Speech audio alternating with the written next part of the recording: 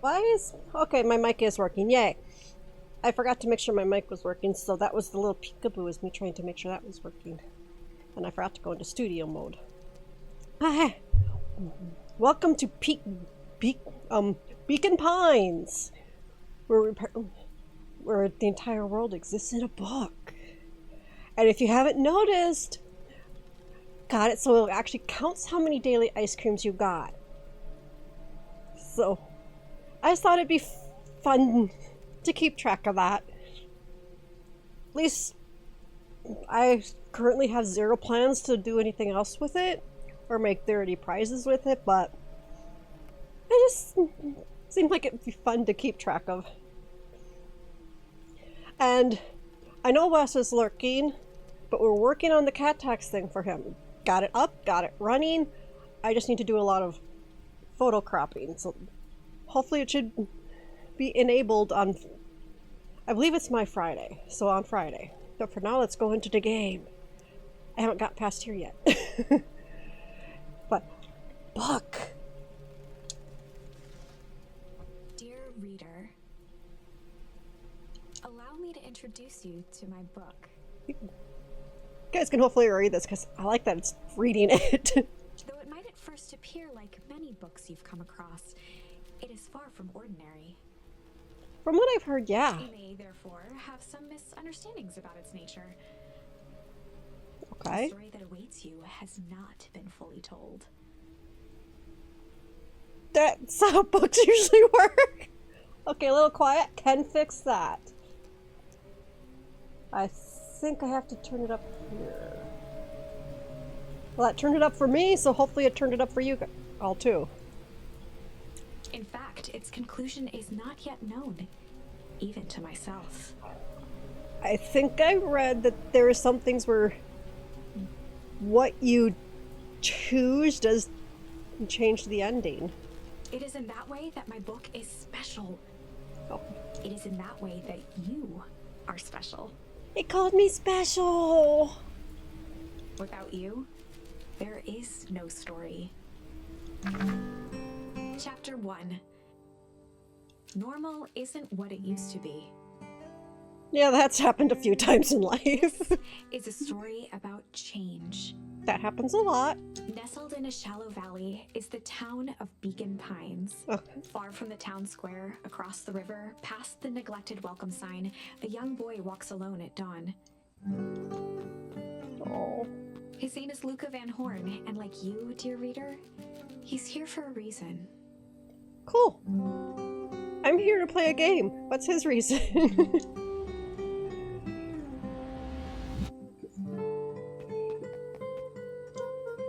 Hey, Dad. Aww. How are things going? Today's the first day of summer vacation. I start middle school next year, I guess. I was 6 years old when you died. That's very young to lose a parent. And it's been 6 years now. From here on out, you'll have been gone longer than you were here. Feels like that should mean something. Mom always said that this tree was your favorite spot in the world. Me too. Hey, Luca! I knew I'd find you here. Rollo was Luca's closest friend. He possessed many fine qualities, but subtlety was not one of them. Yeah, looks like it. Well, after I banged on your door till your gran answered, and after I checked the pond, and climbed up to the treehouse, then I knew I'd find you here. Rollo finally noticed the tears welling in his friend's eyes, and the flowers on the grave. Oh, yeah, right. You and your mom always did this on your dad's birthday? Yeah. I didn't know if you were going to keep doing it now that your mom's gone, too. He's 12, and both of his parents are gone.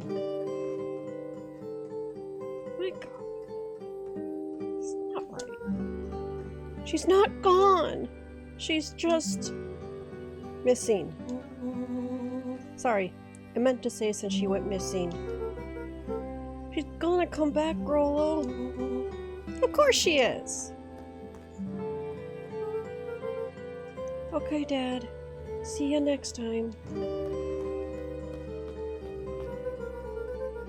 Boopy, not cry.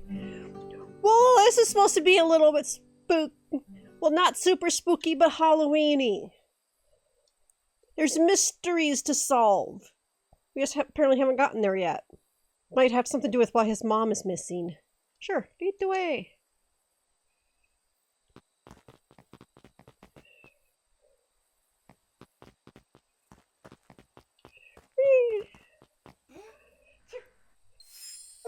Tickle! A charmed life. Oh yeah, since you can see things. A charmed life. Okay, I got a backpack. Wonderful. I had a good feeling about you from the moment you opened my book. Aww. Maybe. We'll have to wait and see. A charm is a very special thing. Very special indeed. Keep hold of it for now. Its purpose will reveal itself soon enough. Yeah, I think Luca needs his mom more than the Xbox bully needs Luca's mom.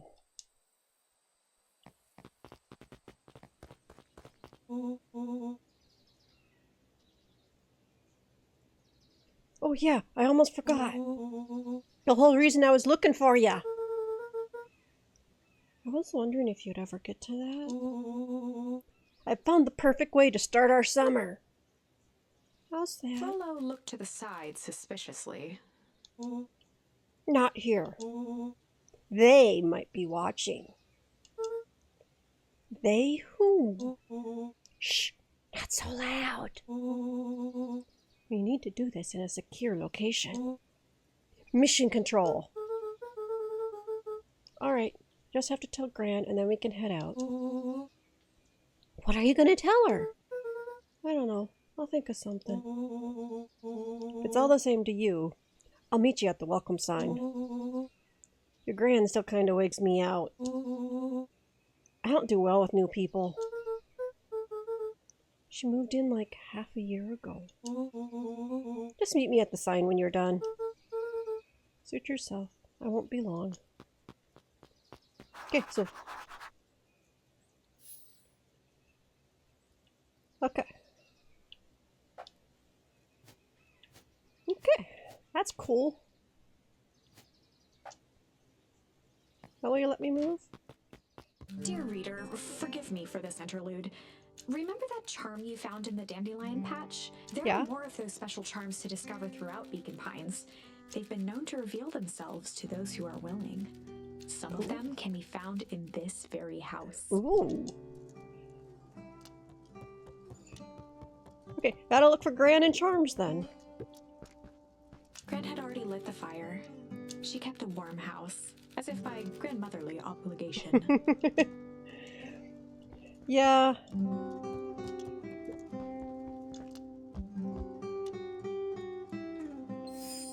Ponder.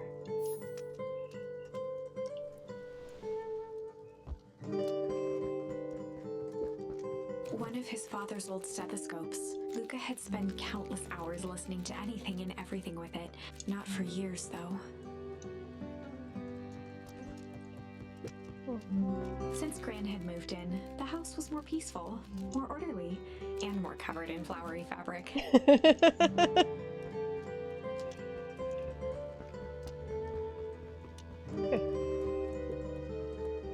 Just some dusty knickknacks. Okay, found the kitchen.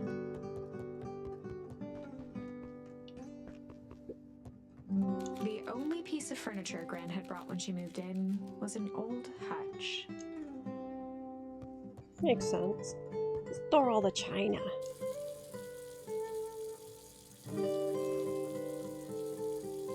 Okay, apparently nothing from turning on the sink. A pair of dull scissors, a broken can opener, a mostly empty bottle of glue, and some loose string.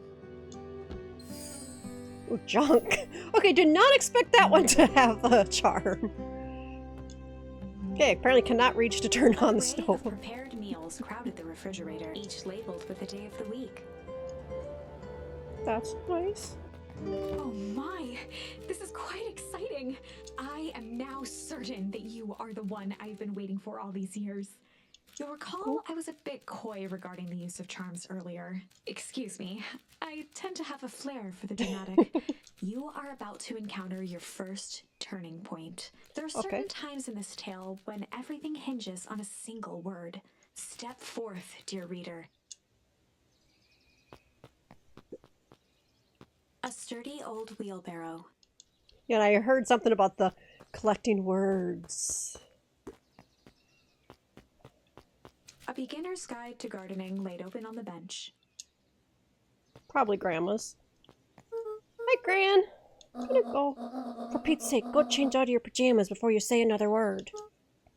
But nothing. Inside clothes are for inside. And outside clothes are for outside. Lucas stared at his feet and muttered under his breath. Mom always let me wear my pajamas in the garden. Well, Eleanor isn't here, is she? Go upstairs, change, and then we'll talk. Right, of course. I forgot about the pajamas.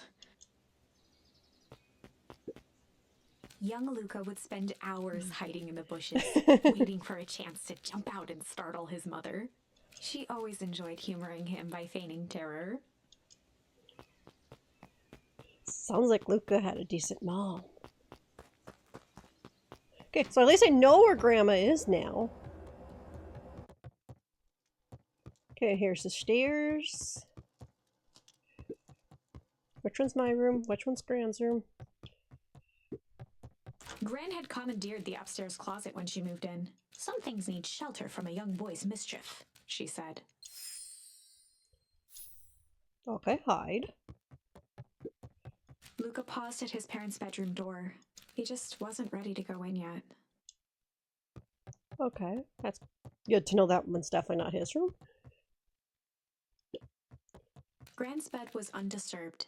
Luca didn't mind that she had a habit of falling asleep in front of the fireplace. It meant that he could read late into the night.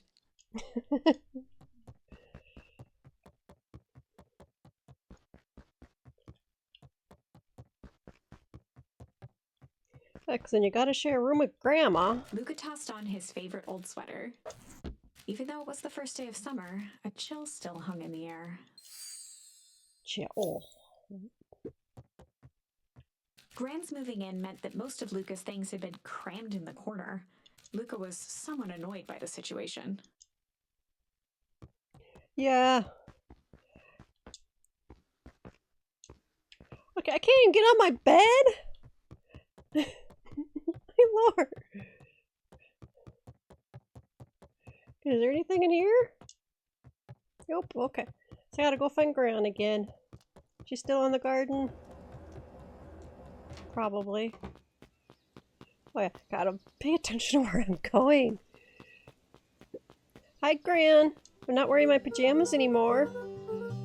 Okay, I'm going to go hang out with Rollo for the day. See you later. Hold up now. Where are you and Rollo headed exactly? Oh, nowhere The less special. Gran knew, the better for everyone involved.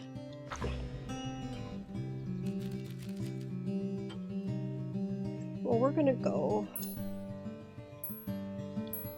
Probably chill. We were just gonna go chill for the day. Because ponder and doesn't make sense. The best lies are built on truth. You boys are always in a hurry to do nothing. You stick to what we're good at. Or make sure you are done chilling in time for supper. Easy. Impressive. You've managed to navigate your first turning point without too much of a mess. Cool. That is the power of charms. A single word can change everything. I think it's time to introduce you to the Chronicle. The Chronicle. Is that a newspaper? The Chronicle is a record of the decisions you've made. You can see the turning point, which has been revealed. At any Okay. time, you can use the Chronicle to go back and invoke different charms, creating new branches. Cool. Luckily for us, this is the one and only turning point where the charms won't dramatically alter fate. Well, that's It's nice. the perfect opportunity to experiment with rewriting things.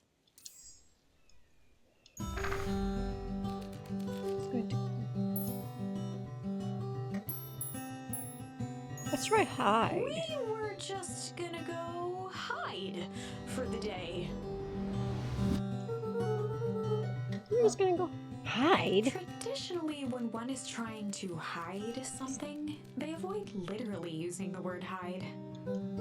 Yeah, I guess Rolo bet some other kids we could beat them at hide and seek. Aren't you a little old for that? It's not like there's much else to do around here. Well, make sure you boys are done playing your little game in time for supper. All's well that ends well.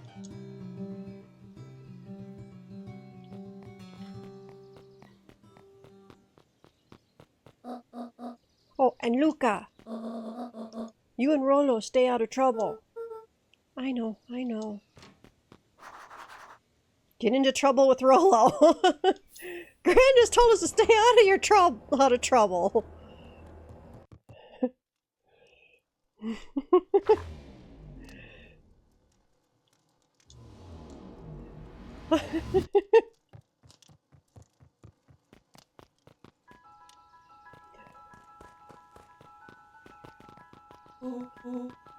Come on! Woo! Dang it, Rolo. So he went this way, so gotta go that way. You know the drill. Don't let anyone discover our secret path.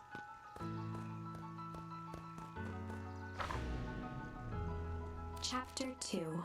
Oh. Welcome to Beacon Pines. For many years, this valley had been a small mining outpost. It wasn't until Sharper Valentine built his fertilizer company that Beacon Pines was established. So established on fertilizer, okay? Over the next 30 years, the town had grown and prospered until the foul harvest and his sudden death. That's In not the cool. 6 years since, everyone was simply trying to get by. So, Sharper Valentine died, if I'm understanding this correctly, 6 years ago. Just like Luca's dad. 6 years ago. Something big happened with this foul harvest 6 years ago. And possibly has been happening since. Gotta see about words.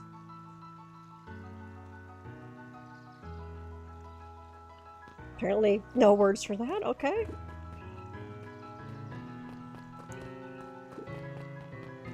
Yeah, I'll avoid talking to people for now. I can't go into there.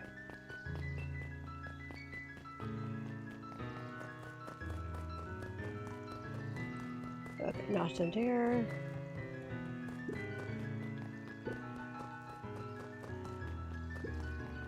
Oh, go back. There was something at that sign.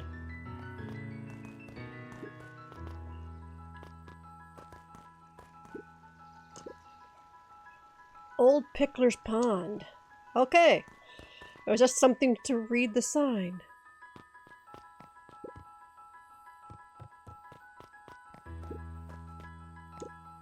Mission control. Authorized personnel only.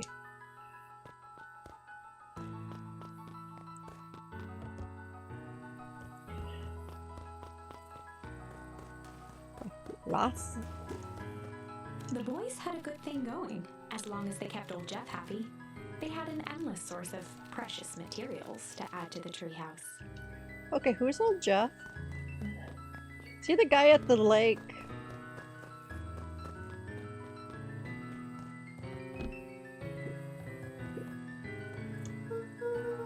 Okay. What's this top secret plan to start our summer? So, you know the abandoned warehouse by my place? The old Valentine building? Yeah, well, it isn't abandoned. What makes you think that? Get this. Last night, it was glowing. Glowing? Are you sure? Kinda. That place has been empty since the foul harvest. Yeah. Who would even want to poke around that place? We would, Rollo. We would. Wait. It's just a busted old warehouse. I just meant we could do some research at the library. You want to go to the warehouse? What do you expect to find? Answers. My mom's out there somewhere. And it seems like everyone wants to pretend that she's gone for good. You don't have to come, Rollo, if you don't want to. Luca, remember that time I sort of accidentally burned down the chicken coop? And you jumped in and said it was your fault before my paw throttled me?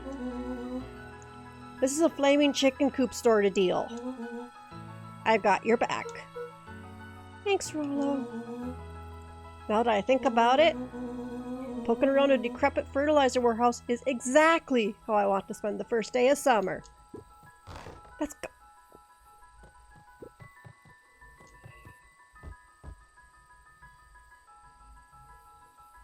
Okay, get nothing there. I had to at least try. Luca's winter coat decommissioned for the summer. With the cold holding out longer than usual, he reconsidered its usefulness. Yeah. On certain nights, when the clouds were just right, the boys could tune into strange patterns of static. Rollo thinks it's aliens. He always thinks it's aliens. Yes, Rollo. Everything is aliens. After Luca's father had passed, Rollo became obsessed with them building their own Hank atomic star scraper. It was some time before Luca realized it was Rollo's way of keeping him occupied. Oh, it's nice of Rollo. Alright, keep his friend occupied. Okay, now, dude, I don't know where your house is.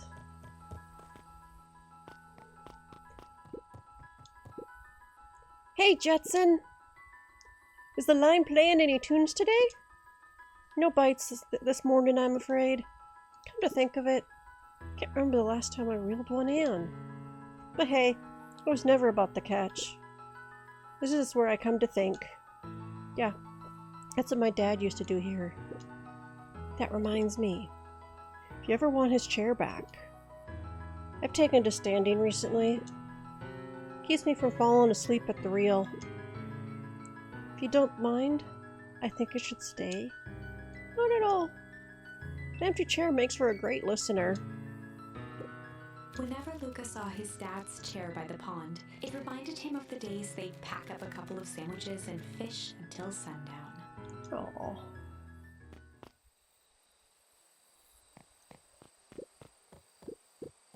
Memories. Go pick up the bait from your tackle box, buckaroo. Luca opened the tackle box and picked the perfect bait. Tickle or junk? Oh, it has to be Tied junk. a shoestring to the hook. What fish could resist a nice shoestring? Give it a good cast now.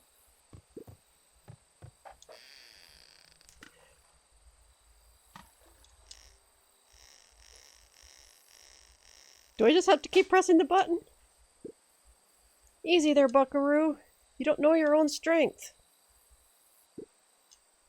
Go. Pick what you... Luca tied a shoestring to the hook. What fish could resist a nice shoestring? Yeah. Okay, so can't just pull on it. Wait for it to... Okay.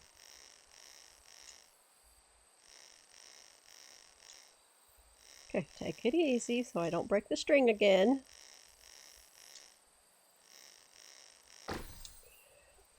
I got a boot! Where do you think the other one is? Hard to say. Sometimes things drift away. That's not fair. No, it's not. Well, whatever it is. I hope that the other boot at least has a sock to keep it company.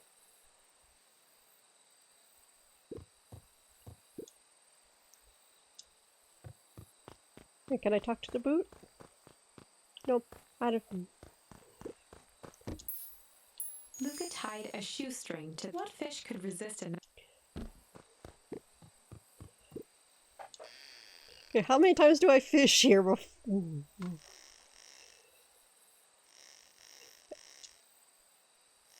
Fish with Dad.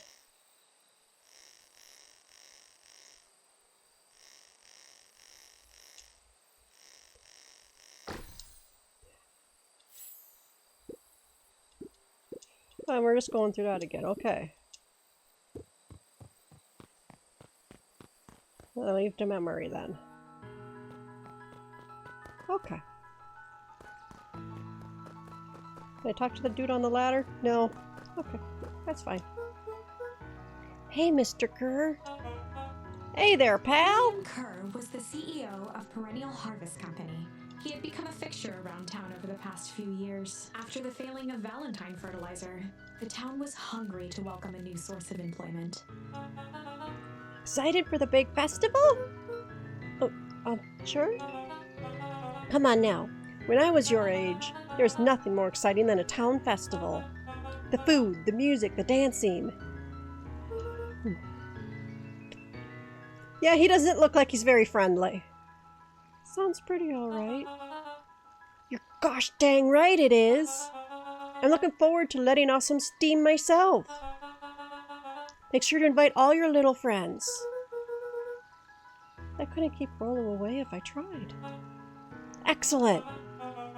Sorry, Luca. I gotta get back to the proverbial... That's a hard word to say. Proverbial grindstone. Our harvest awaits, and all that. Oh no, the left side's a little low. Sorry, young Mr. Van Horn, can't talk now. Very busy with preparations. Mayor Augustus Valentine was not busy. Oh, sorry, Gus. How many times do I... It's Mayor Valen.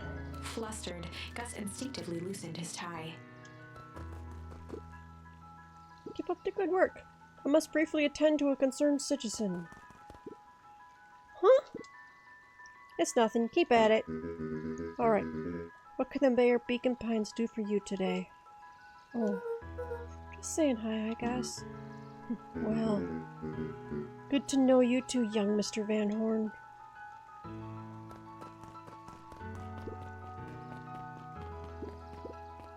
Got lots of people I can talk to. Okay, that one's just sleeping. Hey, Mr. Sinclair. Mr. Sinclair continued snoring and lifted one eyelid just enough to see who it was, a tactic he often used to avoid undesirable conversation. Yoo-hoo, Mr. Sinclair. Don't you see I'm sleeping, boy? How's the napping today? Crummy as always. They used to have a perfectly nice view from here. That perennial harvest put that monstrosity of a building in the way. Why don't you just move your chair a bit? Why should I be the one that moves? If it's a showdown they want, I ain't going to be the one who blinks.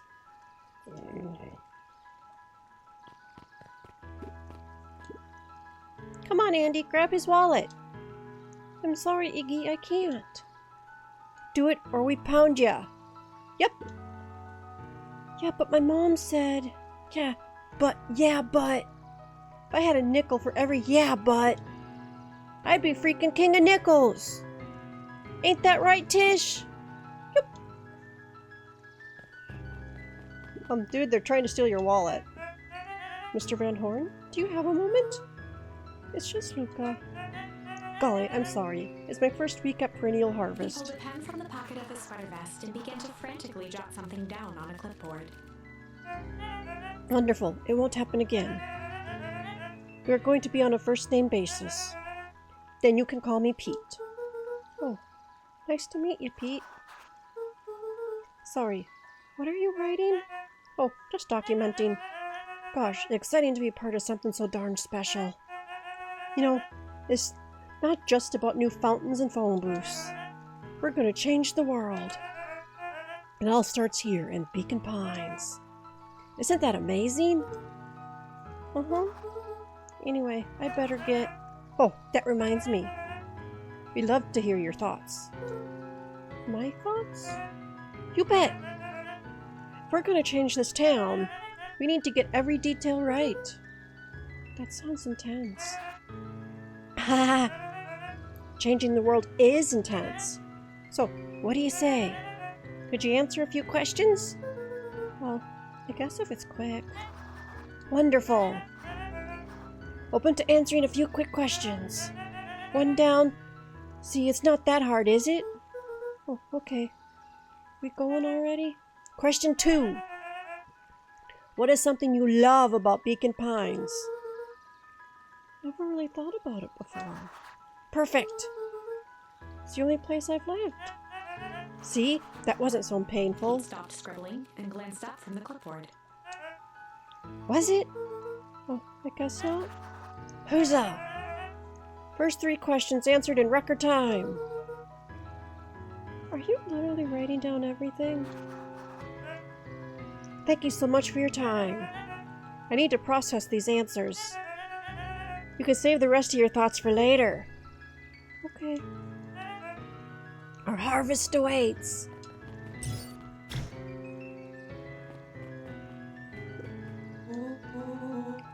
I'm just catching my breath a little. Go on, I'll catch up. He must be going to Okay, that's a town. Last Chance Diner. You know, dude, I don't know where your house is. Hey, Mrs. Nelson. Morning, Luca. Any big plans for the summer? Not really. Heard anything about the old fertilizer warehouse? Any strange happenings? Can't say I have. Either way, dusty old warehouse is no place for a young boy. Do be safe now. Okay, Luca what? could see the morning regulars nestled in their booths at the early bean. Uh-oh. Miss Hatch could often be found near the fountain, too absorbed in a book to be distracted. Ah. The two wandered down the wooded path, unaware of the danger ahead. Oh. Ooh, this is getting good. Okay, I'll let you read. I don't like it when people bother me when I'm reading either. Holden Wilder ran the local paper of record, the Beacon Beacon. Interesting name. Hey, Mr. Wilder. Morning, Luca. What's your day have in store for you? I was wondering if you heard any news about... News? The Beacon Beacon knows the news that needs knowing. Any news about the old fertilizer warehouse? Nope. Oh. Rollo thought he saw some lights there last night. Rollo ought to be careful poking around that part of town. The winds of change are blowing. And change is a dangerous animal. Okay.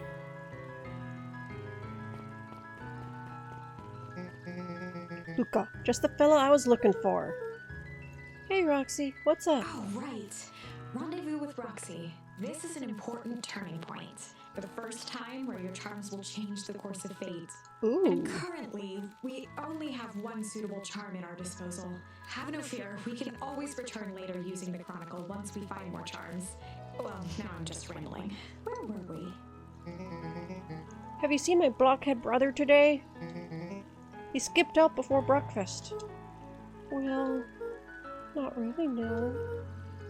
Can't say I have. Can't say or won't say. Roxy, would I lie to you? Luca, wait up! I almost forgot to tell you. Roxy might be lurking around here. This is one of her favorite places to stand around and be useless. Rollo? So we need to make sure she doesn't spot us. Rollo? Why are you doing that turning thing with your body? What? You're not scared, are you? She's harmless. And a chump. And she's right around that corner, isn't she? Yep, you just figured it out. Well, that guy... So I'll get in trouble with Rollo. Don't mind me. I'm just over here lurking uselessly. Oh. Hey, sis! Nice weather we're having, eh? Couldn't help but notice you snuck up this morning before breakfast. Wasn't hungry. Also couldn't help but notice your morning chores were left unchored. Roxy, I'm gonna level with you. I'm sick and tired of digging up carrots. We all gotta pick up the slack since the fowl harvest. Almost every carrot I dig up is rotten.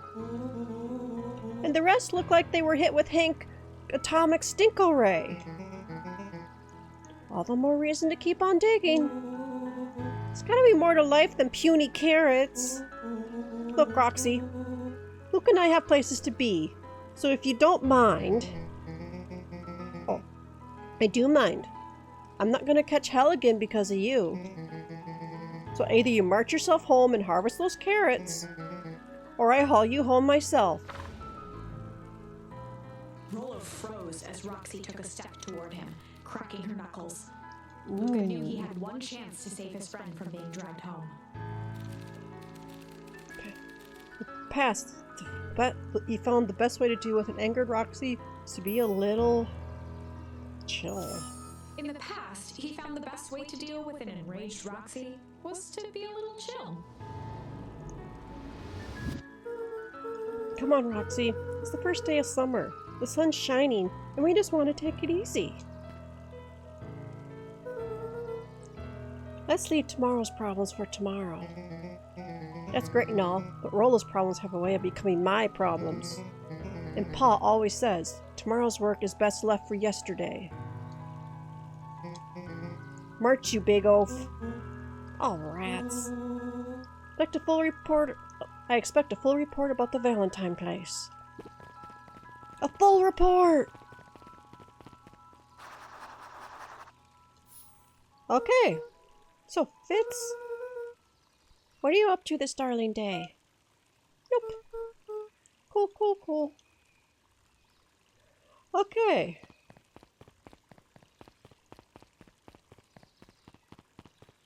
I need to find the Valentine place. Paper? Oh, hey, Luca, what's up? Knew it's summer break, right? Of course. And it's like the morning? Correct. And you're studying? Like they say, the early bird gets the proper education required for a successful and fulfilling career later in life. Okay, that's a new way to do that phrase.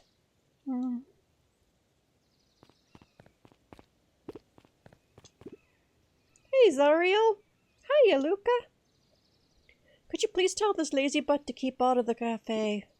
Umi, Zariel would like you... Luca, let me give you a little gem of advice. If you never do what you don't love, then you'll never work a day in your life. Wow. You're really setting this kid up for success.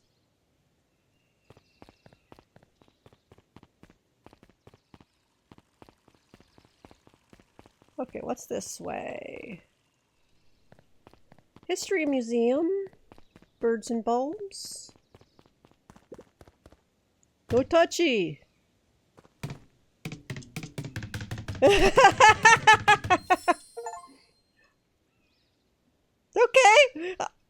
I got smacked from smacking the watermelon. Well, because it said no touchy. Dude, I touched your watermelon. Hey, Griffith. How's the ice cream? Ooh, he's crumb. How's the ice cream get going? Not great. Still pretty cold out. And I'm in the business of selling cold. I'm sure things will warm up soon. Mr. Tolliver's not at his grocery stand. You preparing for the festival, I guess? Gotcha. Okay, what's going on at the museum? Hey, Bert. Hi, Luca. Doing some fact checking for the town history exhibit. Look, kid, I'm just here to put up the lights. But did you know, when the town was founded, we were only 7 citizens? And they all worked for a mining company? And there was only one dirt road leading to town? And there still is only one road leading to town. Oh, right.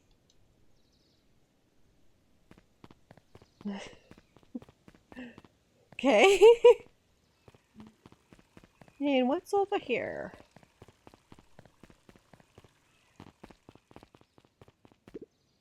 Hey, Solomon. Apologies. No time for chit-chat. Okay. Okay, found the library. Looks like the library hasn't opened yet. I'll check back later. The drugstore? Luca, my boy, hold up a tick. Hey, Mr. Nuncreed. I was just on my way to... I just sold the last jar of your grandmother's preserves. Can't stock the shelves fast enough, turns out. Hey, that's great, but I'm actually... Guess Juniper will just have to swing by with more of her lovely jam. Uh-huh. Well, don't let this old man slow you down. You just remind her that she still owes me that dance. A promise Gran regretted the second it was made. Will do. She's a fine woman, that Juniper. Yeah, she's pretty cool, I guess. A real fine woman. Gotta go. Sweeter than any jam on earth. Okay. The phone booth was brand new. Part of Perennial Harvest's Beacon Pines Reborn initiative. It didn't see much use. Yeah. That's not at all surprising. Hey, which way to the... Oh, hey, Luca! Hey, Joey! How's the bug hunt going? Not great. Bugs have been shy this week. Bugs get shy? Oh, sure. Bugs aren't that different from people. Sometimes they just want to be left alone. If you're going into Weep Wood, just be careful where you step. No bug crunching. Got it. The path led into a small hollow at the edge of Weepwood. Okay, no turning back now. Caution, electrified fence. Is that sign new? The fence thrummed with a gentle electric buzz.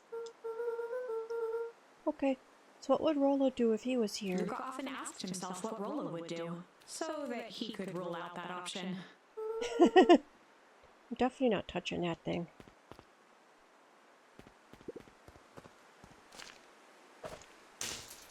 As sparks flew from the fence, the light atop that section shut off. Ooh. 2 bolts remained.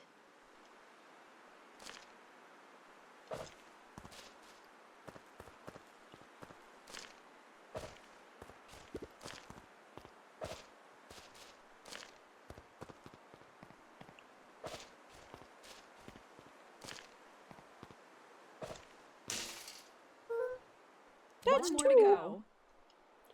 Okay.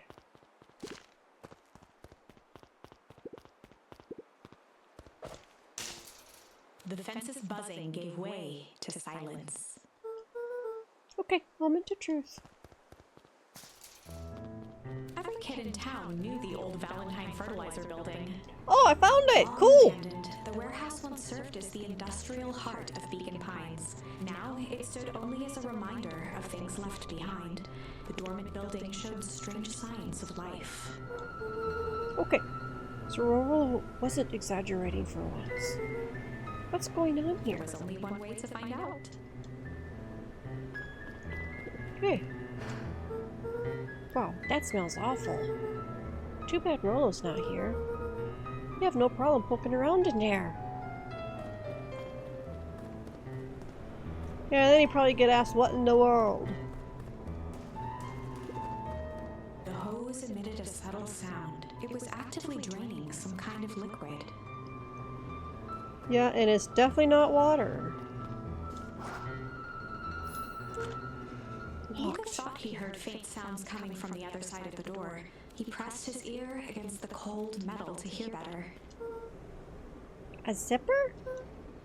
Footsteps? The sound of footsteps grew louder. Hello? Uh-oh. Shit. The heavy steel door knocked Luca to the ground. Disoriented, he looked up to see an imposing figure silhouetted in a green glow. It lunged toward him. He tried to scramble away, but felt a gloved hand latch onto his ankle. Luca watched his fingernails leave trails in the dirt as the hand slowly dragged him back through the door, into the lab, into the green light. Yeah, change. Yeah. This is a story about change. It was far from the sort of change Luca imagined for himself, but change is, after all, a dangerous animal. Can be. The end? I probably should have warned you about this. There are many paths that our story can take. Most will end in tragedy. But don't let that discourage you. We will find the ending that the story deserves. I just know it. From here on out, a charm will have a checkmark when it's been used to its full potential at a given turning point. Now, let's try something different. Yeah! The story of... But I don't have any other charms I can use! This is a story about change. It was far from this, but change is, after the...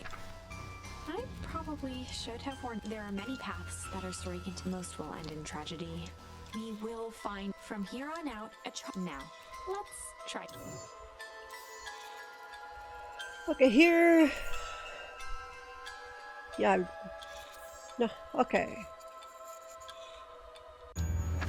Let's go back to Rendezvous with Roxy, see about a different ending. Got to be a little shit. Past, he found the best way to deal with an enraged Roxy was to be a little shit.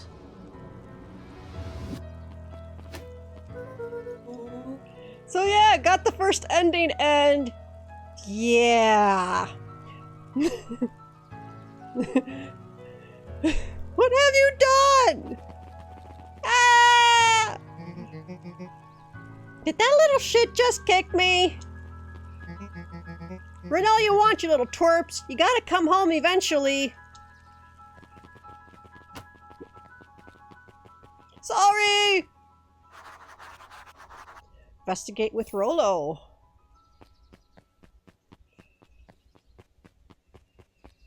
Yeah.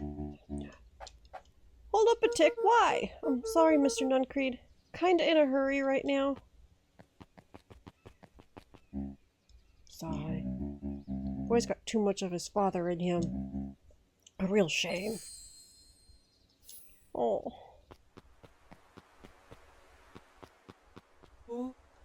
I win! Little help! I am the champion! You were racing? Did that road get longer? Like anything ever changes around here. It seemed longer. You're just lightheaded from the run. You really need to pace yourself better next time. Not sure why I would take advice from second place.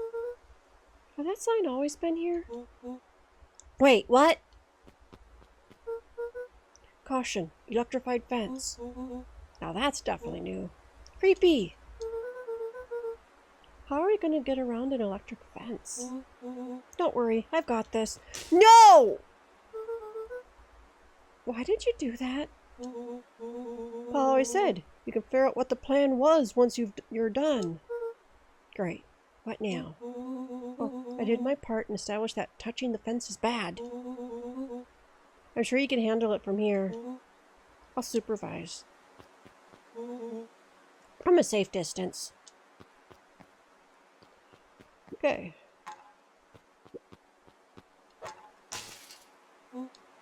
Wow, you're a genius.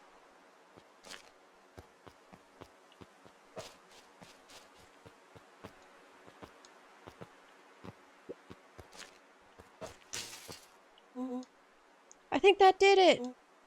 Luca, you never failed to impress. As the glowing windows of the old warehouse came into view, Rollo began to bounce excitedly. Yes, what's in the Marfverse this time? Check it out.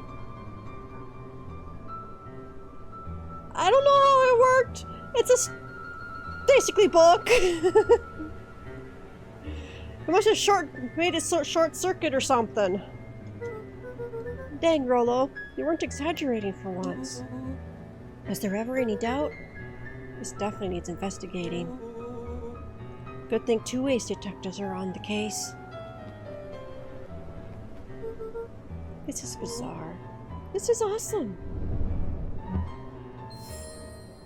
Yes, Rumble. Did you feel that? What? The excitement in the air? You bet your butt I did. Check out this puddle. That's not normal. And this hose.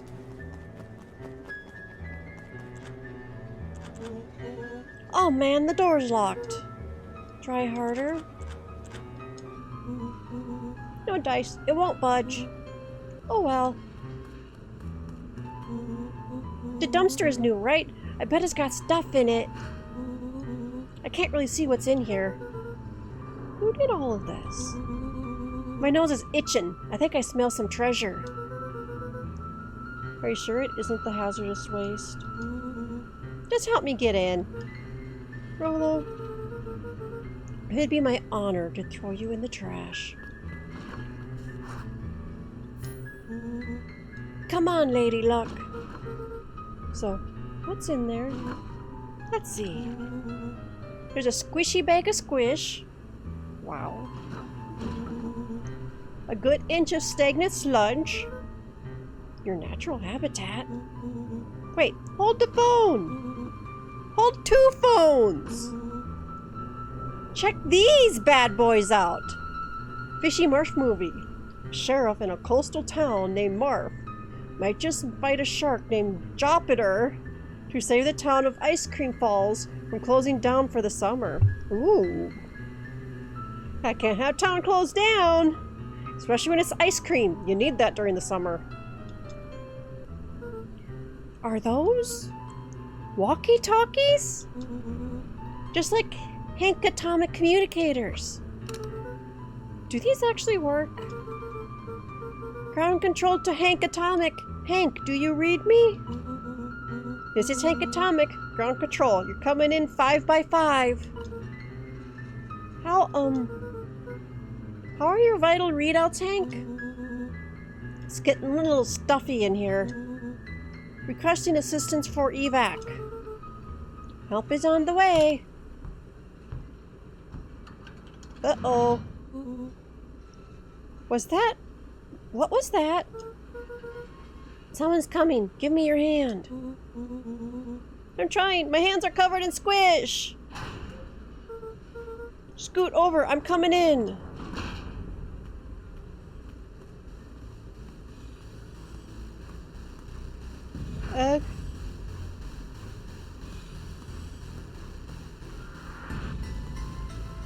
Well, at least I didn't get dragged this time. Okay. The Marfsicles, yeah.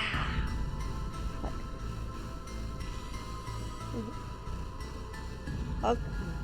Right, night West, sleep well. Huh. Tell me you saw that. Dude, I don't know what I saw. It's coming back, get down. Got another garbage bag.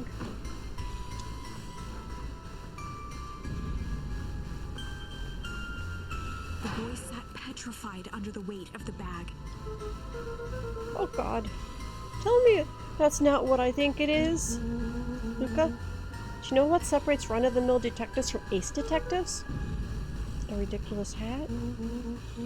When the chips are down, ace detectives dig deeper for clues. Rollo felt around at the large sack which burdened them.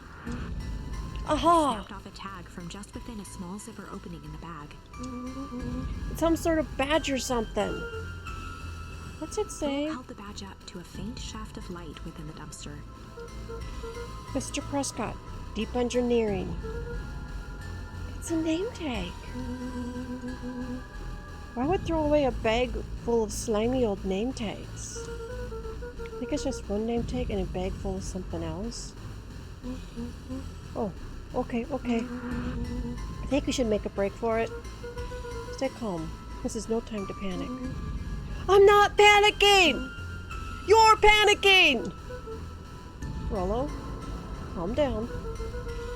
You don't have to squeeze my hand so hard. Dude! I'm not holding your hand! Quit messing around. What other slime-covered hand would there be in here? Ah! Ah!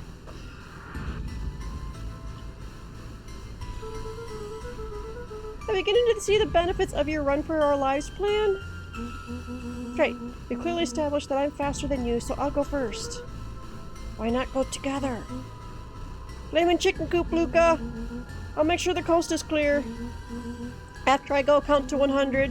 If you hear me yell, run. If you don't hear me yell, run. Actually, either way, haul ass. Rollo, I'll give you credit. You sure found an eventful way to start our summer. It's what I do. Well, here goes nothing. Luca sat in the dark, tracking the sound of Rollo's footsteps as he ran. 1, 2, 3. He pressed his ear to the dumpster wall, straining to hear Rollo's footsteps as they faded away. 15, 16, 17. He tried not to think about the contents of the dumpster as he counted. 35, 36, 37. The thick stench made it hard to breathe. Yeah, I imagine. That's long enough. Luca carefully lifted the lid and peered out. Nothing. No sign of Rollo. No sign of the man in the yellow suit. Time to haul ass. Luca clambered from the dumpster, stumbling to his knees.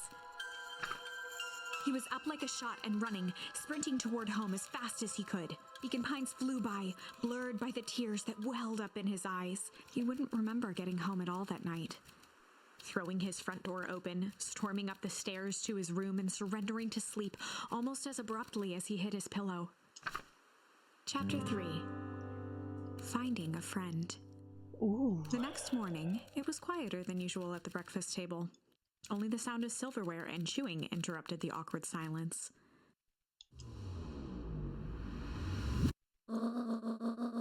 I finished jarring a mess of jam last night. So that'll need to get delivered into town today. Okay? So, what did you and Rollo get up to yesterday? Oh, nothing interesting. Phone? Hello? Calm down. No, of course it was the right thing to do. Start gathering folks. I'll be right there. Are you sure there isn't anything you want to tell me about yesterday? Anything I want to tell you? Not really. We just sort of ran around a bit. Gran's brow furrowed. She let out a long sigh. Her voice was quiet and even. I have to go take care of something. You are to stay in this house for the day. Under no circumstances are you to leave. What? If I'm not back by dinner, there's stew in the icebox. But nothing. You are to stay here, understand? Yeah. Say it. I'll stay here until you get back. Good. Oh, and Luca, you left the icebox open yesterday. We're not made of money, you know. Oh, that was strange.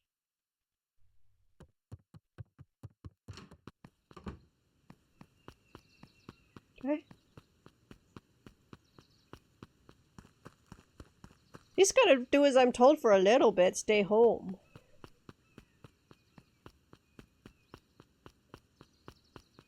Is there anything to... There's a book here? Okay, nothing new in the garden.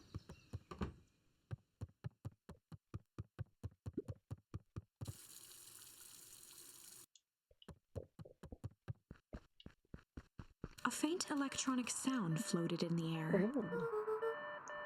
Is that coming from upstairs? Okay. He'll probably just head upstairs since that's where he expects it's coming from. Hello? Is anyone there?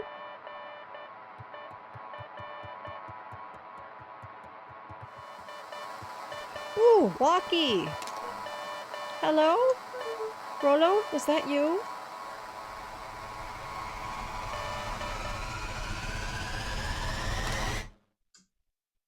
Okay, then it just stops? Over?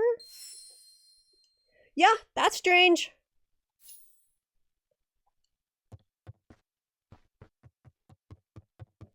That very, very strange. Okay, someone's knocking on the door.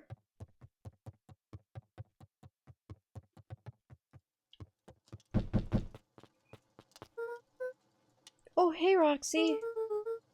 Is this about me accidentally kicking you yesterday? Is Rollo here? No. Look at me, Luca. This is serious. Is Rollo here? No, I haven't seen him since yesterday. Rollo didn't come home last night. What? A pit formed in Luca's stomach. Where was the last place you saw him? We were playing around in Weepwood. Then it was late and we went home. Weepwood? If he is alive, I'm going to have to kill that creep. Is there anything else?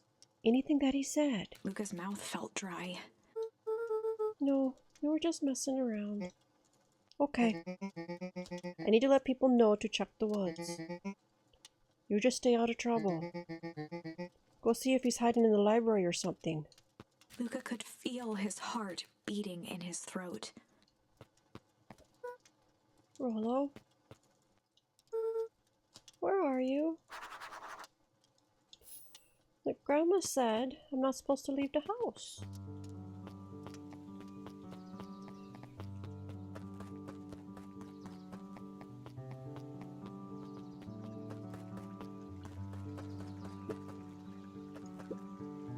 Hey Bert, have you seen Rollo? Nope. Well, I've mostly been talking to clipboards. They're setting up lots of stuff for the festival. This one said he had to process some answers. Told him that was fine. I'll wait right here until he gets back.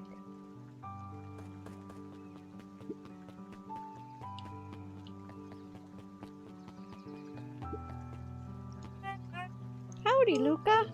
Hello again, Pete. I'm not Pete, you silly goose. It's Toby. You could have fooled me. Well, hey, it's no problemo. Important thing is, we'd love to hear your thoughts. Yeah, I'm getting that impression. We're all part of something special, Luca. And it all starts right here in Beacon Pines. I got it. Toby looked up from the clipboard excitedly. That's right. So how about you start by telling me... Look, no offense, but I got my own stuff to take care of. God, you joker. We're all part of this together. Let us know when you're free to answer a few questions.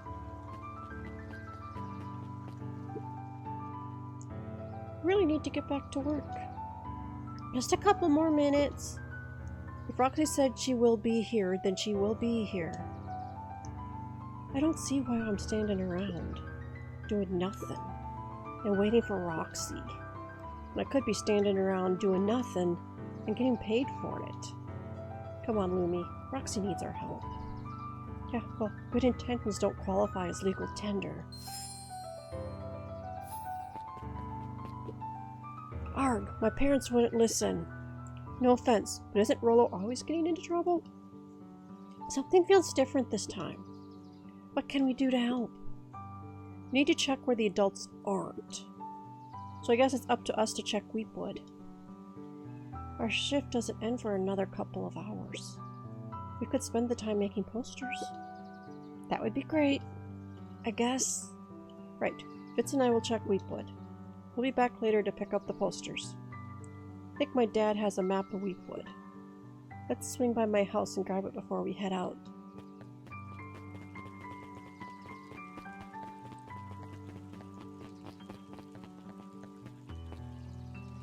Okay, and the library is that way. Don't know what she's reading today, but we gotta get to the library. What's going on Jeff's here? hardware closed down about a year ago. The effects of the foul harvest stretched wide. When there are no crops in the field, tractors don't need fixing. That is true. Kato volunteered at the library during the summers. He wasn't very social, so he'd dedicate each summer to becoming an expert in a single subject, making him a reliable source of very particular knowledge.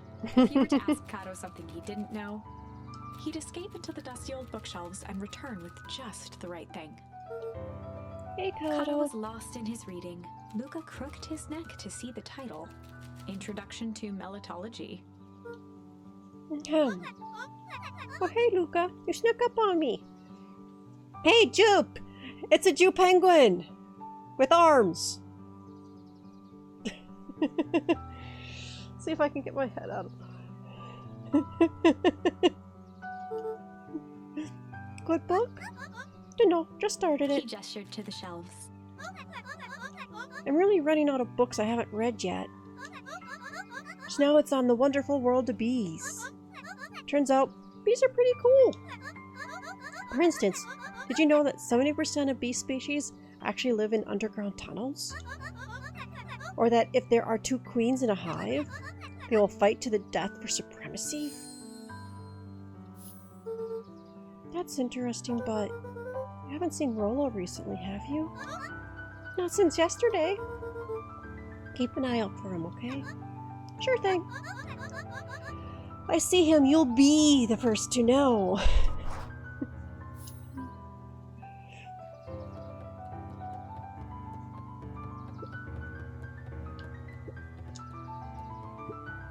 Hey, Jace. Oh, hey, Luca. Did Rollo come by? No. I was actually surprised. You're usually here on days with a new issue drops. Rollo's the biggest Hank Atomic fan I know. Besides myself, that is. Well, if he does swing by, tell him to meet me you know where. I don't know where. No, but he knows where. Oh. Roger that, Space Cadet.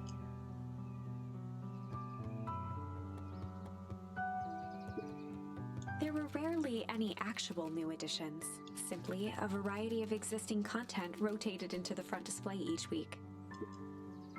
No fooling anyone. Sally Seashore's Simple Succulent Sundries.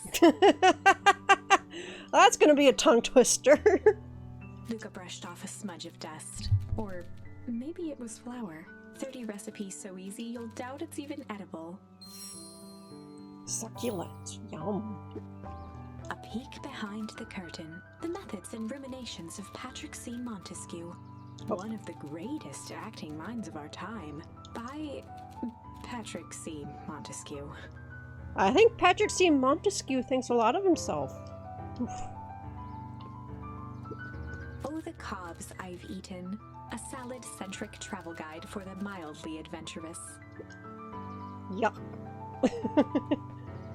Okay, what else is in the shelves? Mycological phosphorescence. Yeah, more like Michael Pleat's Loss of Interest.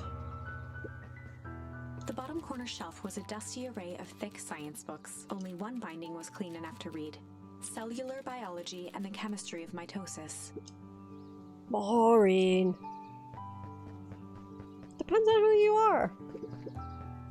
The entire top level of the library was devoted to comics, most of which were Hank Atomic and the myriad of lesser, revered spin-offs. Nerd. Achievement I just got, nerd, for poking around the library. Hey, I'm a Marf. This is what I do. Okay, I can't get back there. Okay. Looks like you may want to talk to me. What sort of monster puts candy behind a locked door? Oh yeah, Mr. Nuncreeds works weird hours sometimes. Of course he does. How about you? When do I work? No. What's your name? Luca Van Horn. You new here? Yep, not by Beck's choice. family moved often, giving her little time to establish any real connections. She would tell you she prefers it that way. I'm looking for my friend Rollo. He didn't come home last night. So he's missing? I guess so. Like, missing? Does that sort of thing happen a lot around here? Luca shifted his feet uncomfortably. Well, that sucks. Yeah. So I should probably get going. Hey, wait up. What? Beck pulled a coin from her pocket. I'm coming with you. What? It says so says the unlucky penny. Unlucky? Well, yeah, technically it landed on heads. Leave this kid to find his friend alone. But they always do the opposite. Oh, it's kind of like me and Rollo. I guess Rollo is my unlucky penny. That settles it. A person should never be without their unlucky penny. Let's go find him. The name's Beck. Pleasure to meet you, Beck. I suppose I could use some help.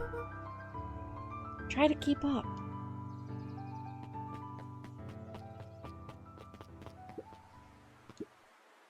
Joey, have you seen Rollo around? No, sorry, Luca.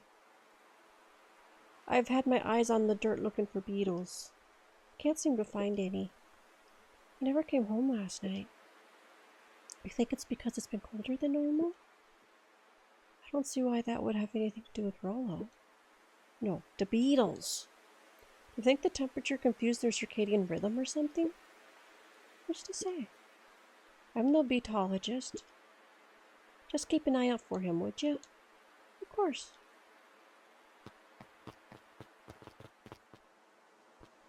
Okay, they added a keep out sign. Dang, they boarded up the way in.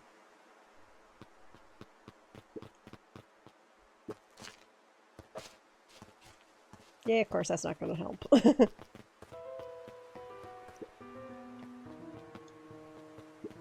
Luca felt a chill as he approached Beck. Her eyes were locked on the strange green liquid. The nearby grass was coated in a fine layer of frost. Oh, is this sort of thing normal around here? Because puddles of glowing ooze are definitely not what I expected from this place. I have no idea what that stuff is.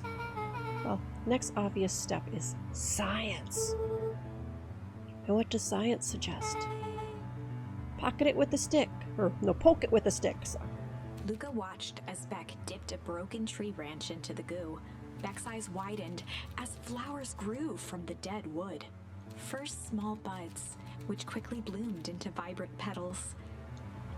Wow. What the? Cool. As quickly as they had grown, the flowers began to shrivel and turn gray. Beck dropped the stick with a grunt of disgust. Okay. So science tells us this skunk is weird as hell. Oh, yeah, it seems dangerous. Hey, Tish, look what the cat dragged in. Yep. Don't have time for this right now, Iggy. Ah, don't say things like that. It hurts Tish's feelings. Ain't that right, Tish? Yep. She looks fine to me. Why, hello. I don't think we have been properly introduced. Iggy's the name. This is my compatriot, Tish. Yep. You probably heard of us. Can't say I have. I'll forgive you just this once, on account of you being new around here. Why would you hang out with this dude? Oh, he seems pretty alright. Iggy, why do you have to be so... you? Has he even told you that his parents skipped out on him? Shut up. It's true. They got tired of having such a pathetic kid and left him. Iggy, I'm only going to say this one time. Don't talk about my family.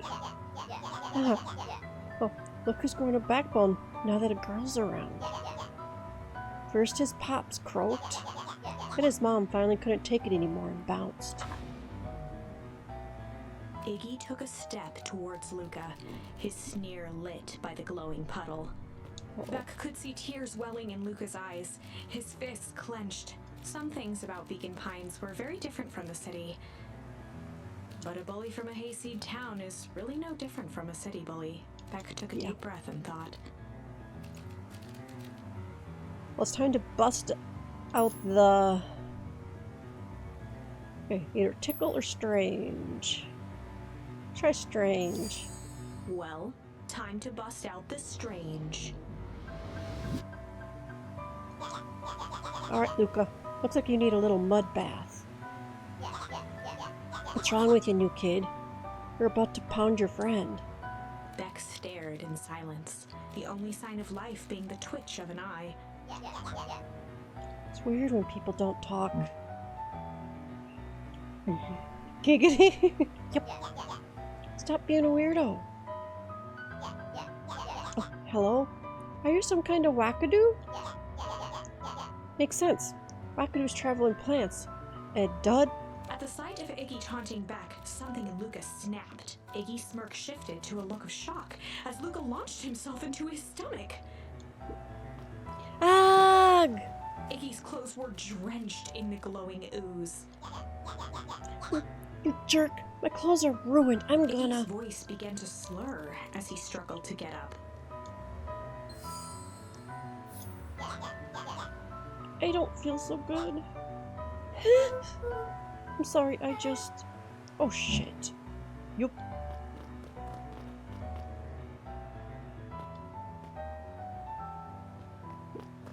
Okay, so we stay out of that ooze. That was intense.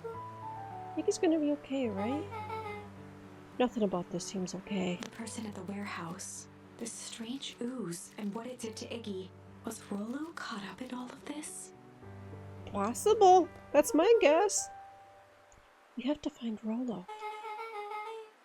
Took the words out of my mouth.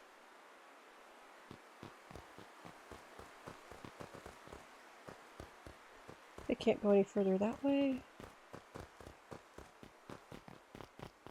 Hey, that's not what I was trying to do. Whoa there, little buddies. You startled me. What in the dickens are you up to in this part of town? We're just helping look for Rollo.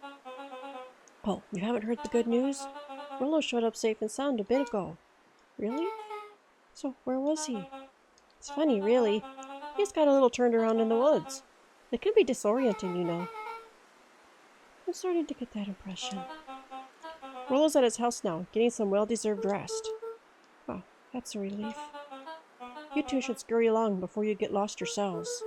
Yeah, come on, Beck. Can't wait to introduce you to Rollo. Oh, that reminds me. Luca, your grandmother was looking for you. She was? She was worried sick. You should march straight home. I guess.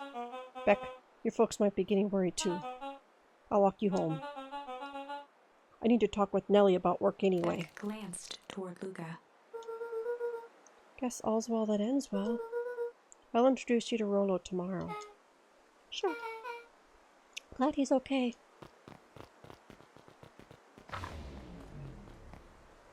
Rollo was safe. A Good. wave of relief washed over Luca, which was quickly replaced by a sense of dread. Gran is going to kill me. If he hurried, he might just make it home before sundown. Chapter 4. Yeah, you don't Our walk harvest around. awaits. Yeah, here you apparently do not go in the woods alone at all. Luca took a deep breath and gingerly opened the door, steeling himself for Gran's wrath.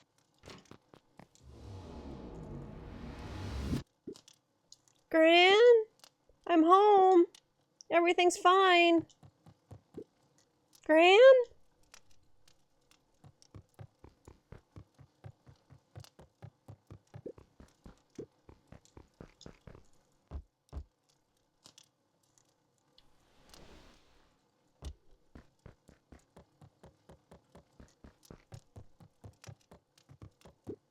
Gran?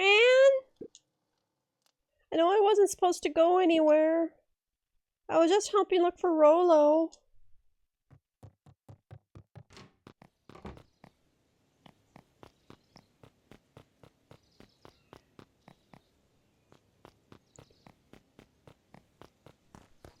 Okay, where's Gran? Gran?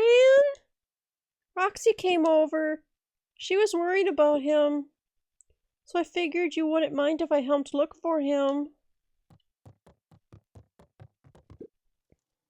Turns out Rollo is safe and sound.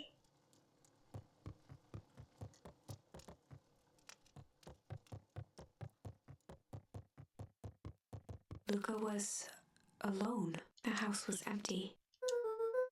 So, Gran's not back yet. Guess that's a good thing. Nothing to do now but sleep, I guess. Luca was sitting by the pond, listening to small waves lap against a rock. His father sat in a folding chair in front of him. Without turning, he spoke. "Why don't you grab me some nice bait?" "Sure thing, Dad." Luca hopped over to the tackle box and popped open the lid. Inside was a rolling, buzzing mass. "We're fishing with bees?" Luca's father gave a warm chuckle. "Well, you catch more fish with bees than honey. Pick us out a good one." Luca closed his eyes and plucked out a bee. He could feel its wings struggle between his finger and thumb. Holding it at arm's length, he hurried over. His father deftly baited the hook and examined his work. "Interesting choice." With a practiced flick of the wrist, the line buzzed in a graceful arc. The water accepted it without a splash or ripple. The wrong choice. But I respect it. The pond began to freeze over. Sometimes we gotta make the wrong choice before we can make it right. Pallid ice propagated across the still surface with an alarming speed. Luca scrambled back as the ground beneath him turned cold. "Dad, I don't understand." "Sorry, kiddo. Understanding isn't always part of the deal." The relentless ice shot through the fishing line toward his father. "Dad, look out!" His father casually wound the reel. "None of it's your fault, you know. Never was." "Dad, we have to go." Luca grabbed his father's shoulders, trying to pull him away. "Please, you have to run." The ice crackled as it spread across his father's hands. That's the thing about fishing, Luca. His chest began to crystallize. You toss your hook in, and you never know what you're gonna pull out. A shock of searing cold ran up Luca's arms. He gave one last desperate tug. This is a wacko The chair tipped dream. backwards in a single frozen mass. Luca tried to stop the momentum, but it was too late. He watched the icy form of his father slam into the hard ground, shattering into 1,000 pieces that crowded around his feet. "Dad, I don't understand. What does all this mean?" The gentle rustle of leaves was the only reply. That's, like, very messed up. Luca's eyes struggled to focus on the walkie-talkie. Rollo? Faintly, he could hear Rollo amongst the noise. Luca? Rollo, is that you? Luca? There? Rollo, it's the middle of the night. Luca, thank God. Listen. I don't know how long this thing will work down here. Down here? Rollo's voice was coming through more clearly now, but some words were still just static. Listen to me. Someone grabbed me yesterday. What? The man in the hazmat suit? It was... took me to some sort of... I think I'm underground. Underground? Are you okay? Kinda? They seem more interested in... for now at least.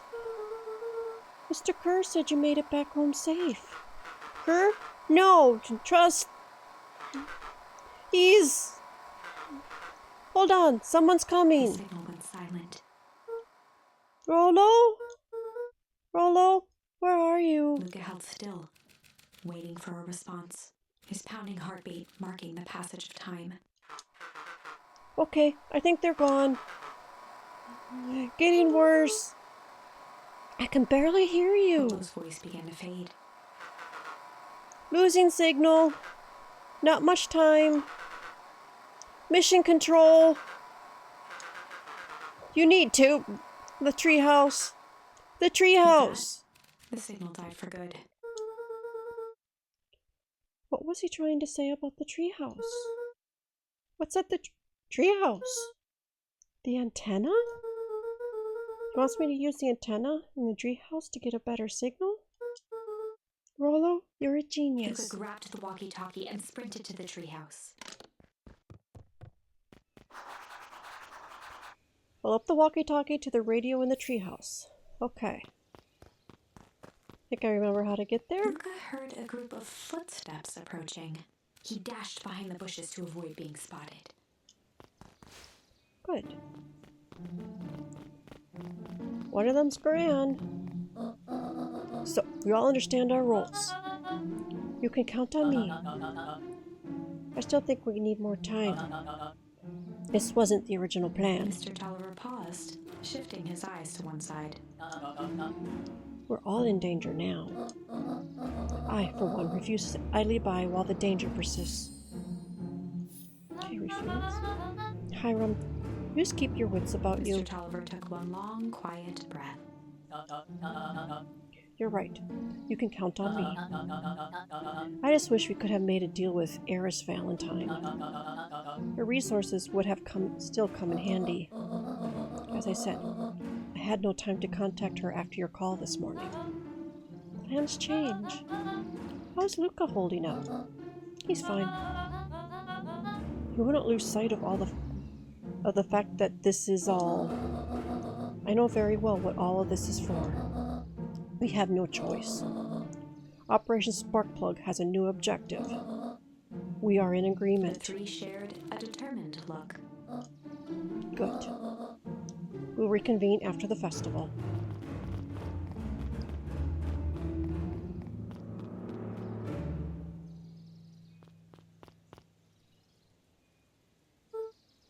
Gran? Why are you meeting with Mrs. Fratelli and Mr. Tolliver late at night? Hey, Luca. Ah! Dawn, you scared me. How long have you been there? Oh, just a few minutes. Earlier today, I saw Mr. Tolliver and your Gran enter the diner together. When my shift at the newsstand was over, they still hadn't left. So I used the greatest tool of an investigative reporter. Time. When they left, I tailed them here. What do you think they're up to? Whatever it is, it seemed organized and determined. They mentioned the festival. Yeah, I heard that too.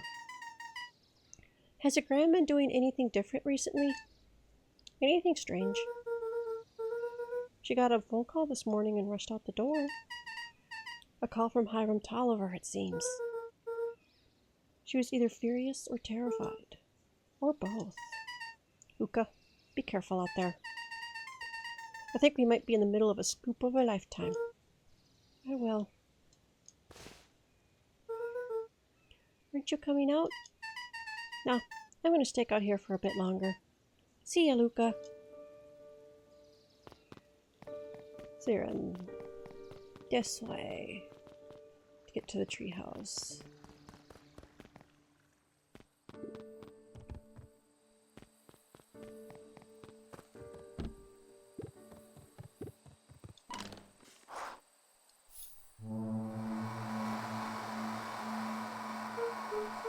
Rollo? Rollo, are you there? I'm at the treehouse now, Rollo. Mr. Kerr said you were all right. What happened out there? Dang it, Rollo, where are you?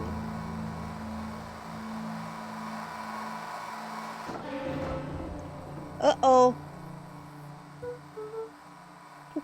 Who's there? Luca could only see a cloaked shape behind the rocket. I've got weapons in here. So you'd better come out right now. He strained to hear as a muffled voice began. Weapons? How could you hurt something that's already dead? Fear gripped Luca's throat. Who are you? What? You don't recognize me? I guess I don't even recognize myself anymore. Luca stared at the ground for a moment, trying to place the dampened voice. The figure shifted slowly from behind the rocket, revealing itself to Luca.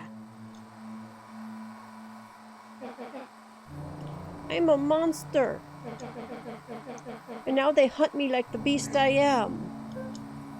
Iggy? Luca reached over empathetically. Iggy's tone jolted to dejected anger. Don't touch me. This is all your fault. Luca slumped to the ground, overwhelmed by guilt. I'm so sorry. I didn't mean to. I lost control. So you couldn't control yourself for a second. And I get to be like this forever. There must be a way to fix this. Oh, you're gonna be my savior? Perfect little Luca saved the day. With his positive attitude and the power of friendship. None of this matters. There's no time. They're after me. They chased me all through Weepwood. I only came in here to hide. Hide from who? Who's after you? Luca! Luca! Rollo? It's not safe, Luca! Rollo, where are you? The treehouse! I'm at the treehouse, Rollo. Where are you? No, Luca, the treehouse isn't safe. It said they were going to the treehouse. I was trying to tell you to stay away from the treehouse. Who said they were going to the treehouse? The clipboards! What did I tell you? The perennial harvest wackadoos are after me. They've been chasing me, yelling questions at me. What sort of questions? They were saying the same stuff they always do. But it's different now. Less asking, more threatening. We're gonna figure this out, Aggie. Yeah, well, thanks. Hello? Is anyone present in this arboreal domicile? Crap, they found me. Luca, what's happening? Don't panic. You stay here and I'll see what they want. Hello, Mr. Van Horn. Okay, all the clipboards look the same. No wonder you can't tell them apart. We would love to hear your thoughts. Do you have time for an informal chat? We will be brief. Your time is valuable to us. Be down in just a second. Of course. We have a problem. Luca, you gotta get out of there. Who's out there? Is it them? Yeah, it's the clipboards. A bunch of them. How many? Maybe all of them? And yeah, you were right. They're saying the same stuff, but with the creepy knob cranked to 10. Might young Iggy be present? We would love to hear his thoughts. Run! Iggy slumped to his knees. I don't know what to do. I'm so tired. Luca, what do we do? Luca grabbed the walkie-talkie and headed for the window. Follow my lead. Luca and Iggy climbed up the back of the treehouse to its roof, where Rollo had constructed his MCDC, the Mission Control Defense Cannon. From behind the crowd of clipboards, William Kerr strode forward, a warm smile on his face. Iggy, there you are. You gave all of us a heck of a scare. Go away. Just leave me alone. Oh, I'm sorry, Iggy, but no can do. Don't worry, though. We're here to help. Help? Then why are you chasing me? Luca, can you talk some sense into your pal here? Just look at him. He's not well. What's wrong with him? What did that punk do to him? Well, that's a pretty honking big question, Luca. All you need to know is that he's sick. He's real sick, Luca. I just need you to help us up there and take care of him. or to let us up there and to take... You told me Rollo was okay, that he was back at his place resting. He is. Poor fella just got a little lost. That's a lie. That's a hurtful thing to say, Luca. I thought we were buddies. Why?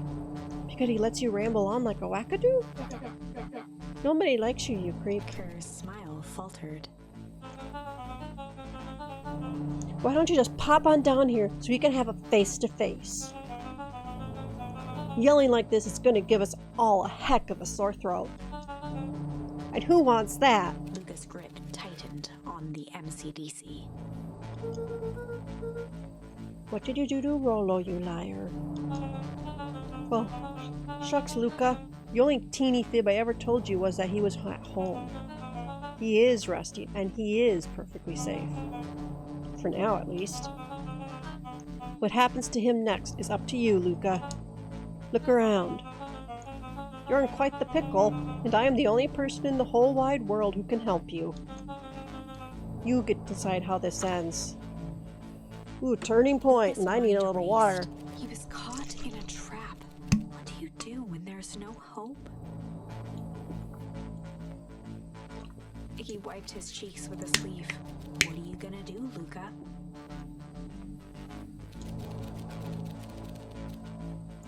He drew himself and decided to take the only option they had left. Yeah, the only word I can use, fight. Luca drew himself up and decided to take the only option they had left. Fight. He swung the mission control defense cannon around, aiming it confidently at the smirking face of William Kerr. Hey, Mr. Kerr. Luca summoned his most insolent demeanor. Rollo sends his regards. Hey, that was uncalled for. More than a little rude. And just plain unsanitary. Luca, I really did think we were good pals. What a shame that this come to this. Kerr turned his back on the two boys. End this. With a nonchalant wave of the hand, he made his exit. As the clipboards began to slowly advance on the treehouse, Luca looked to Iggy with resignation in his eyes. The end. That escalated quickly. Maybe discretion was the better part of valor here. Let's put a pin in this for now. Okay, so that's another ending. Okay, I did all my possible things there. Could go back to that, but don't really want to right now. Would Tickle Turnit change anything here?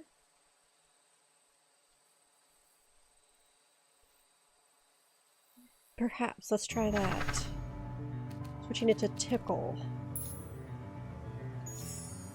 Well, time to bust out the tickles. Hey Tish, want to see something cool? Yep. Check it. Beck lunged forward and began to tickle under Tish's arms.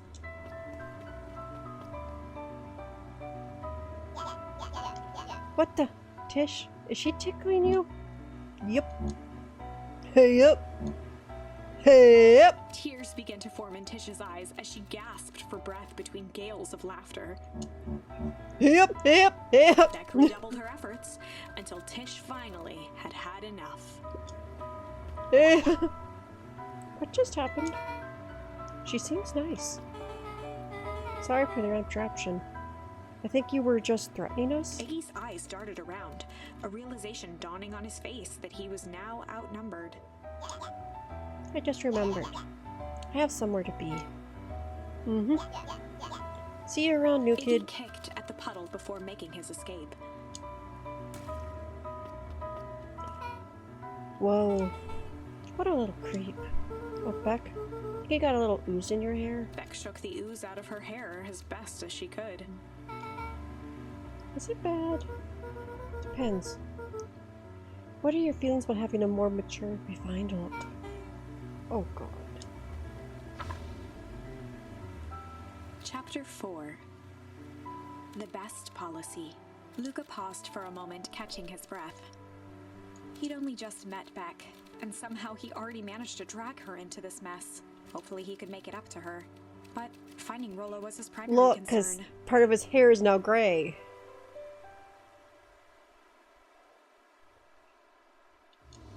It could be bad.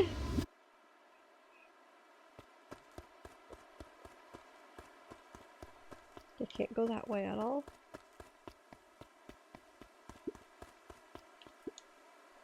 Property of Valentine Fertilizer Company. Looks old. Can't go further that way either. Okay. Luca, what the hell are you doing out here? And why did a kid with gray hair just run past us in a panic? Roxy and Fitz looked drained. It was clear they'd spent all day searching. That's Beck. I don't care who she is. What happened? We were just helping look for Rollo.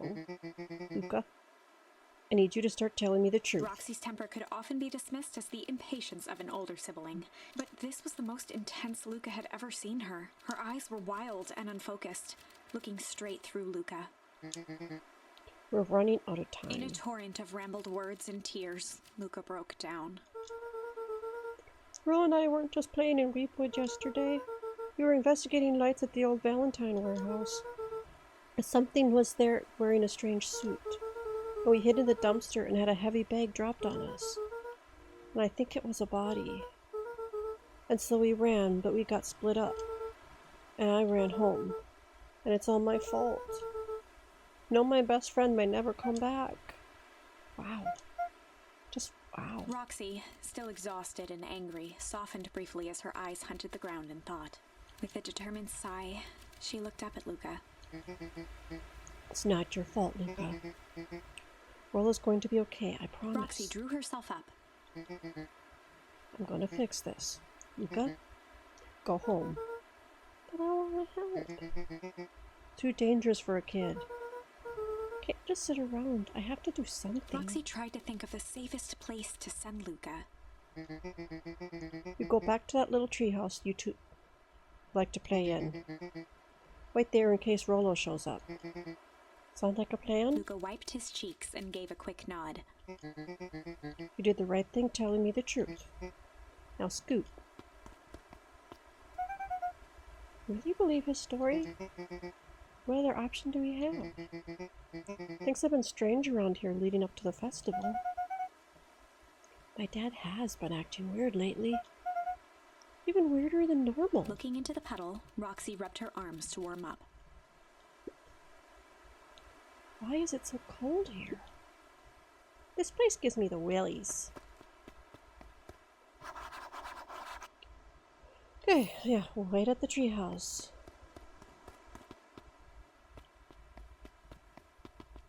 Mr. Nuncreed jumped with a start. Well, don't sneak up on an old fella like that. Sorry. Who are you talking to? What? Luca motioned to the phone booth. Oh, no. I was just checking because I thought I heard it ring. But the dang thing never does, of course. Yeah, never seen anyone use it, really. The whole thing's a waste of money, if you ask me. Any word from Rollo yet? Not yet. Long time for a boy to lose his way.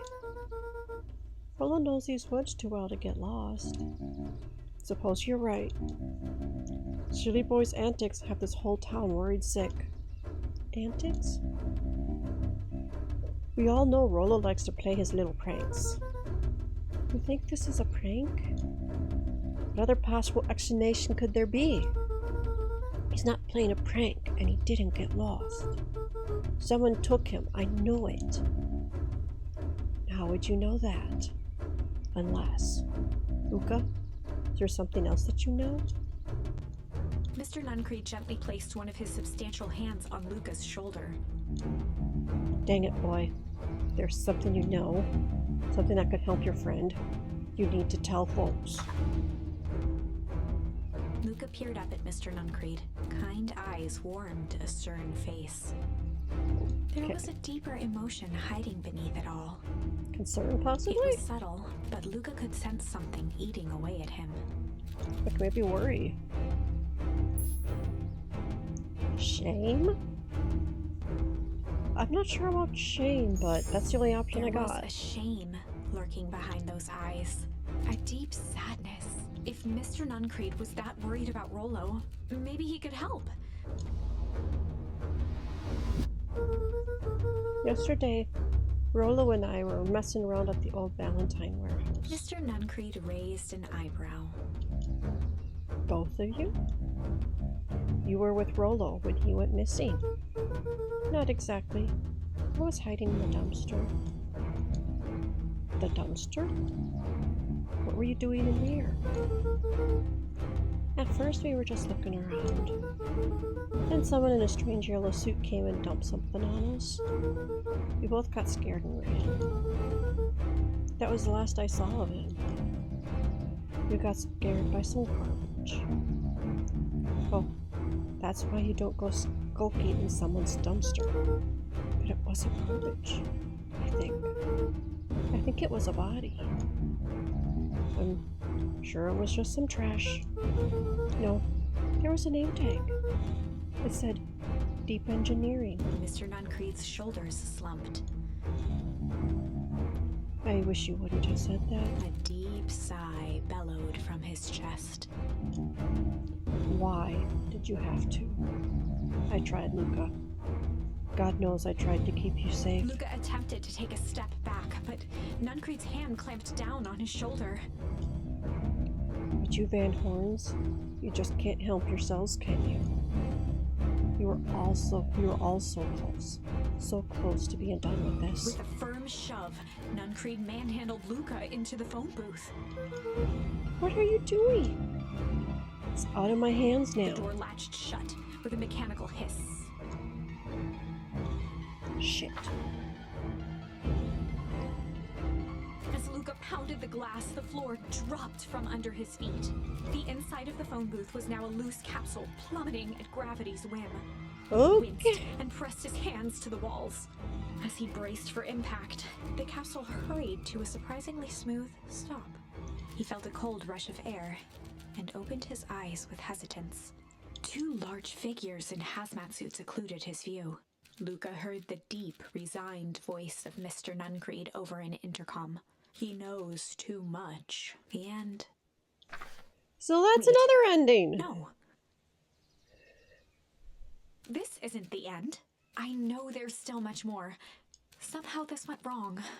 Okay, let's try something else. Okay.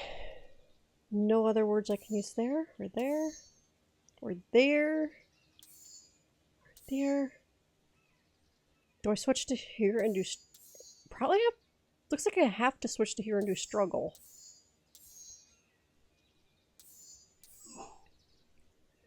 But it's almost 10, so let's do a little bit more. Switch to struggle here. Now that I got struggle.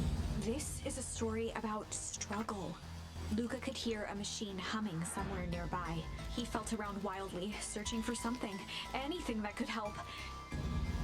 His hands found a hard object, maybe a tile? He yanked it free, lifting the cold stone. Let me go! Luca swung the tile as hard as he could at the shape that still held fast to his leg. He heard the crack of glass as the stone hit the assailant's mask. With a muffled yelp, the hand let go. Luca was free and scrambled to the door. He never looked back once on the long run home. Chapter 3. Okay, Alchemist. Enjoy your shower. Everything's fine. The next morning, it was quieter than usual at the breakfast table. Only the sound of silverware and chewing interrupted the awkward silence. Okay, so now we're back on... Seems like we're back on a path we were on. Finished jarring a mess of jam last night. So that'll need to be delivered into town today. Okay. So what did you and Rollo get up to yesterday? Oh, Rollo had things to do, so I just sort of poked around town. I set the jam down by the front door. There's 2 batches to drop off. One for Mr. Tolliver at the Bag and Wag. Another for Mrs. Fratelli at the diner. Oh, and Mr. Nuncreed? He said he wanted some more. I suspected as much. He seems to have taken a particular interest in my jam. There are some extras in the basket for that enthusiastic gentleman. Just make sure Fratelli and Tolliver get the ones on top. No problem. Off with you now, while the day is still young.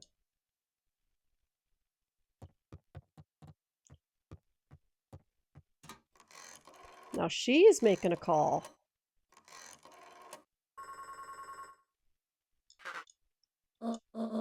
Hello, it's Juniper Hartford.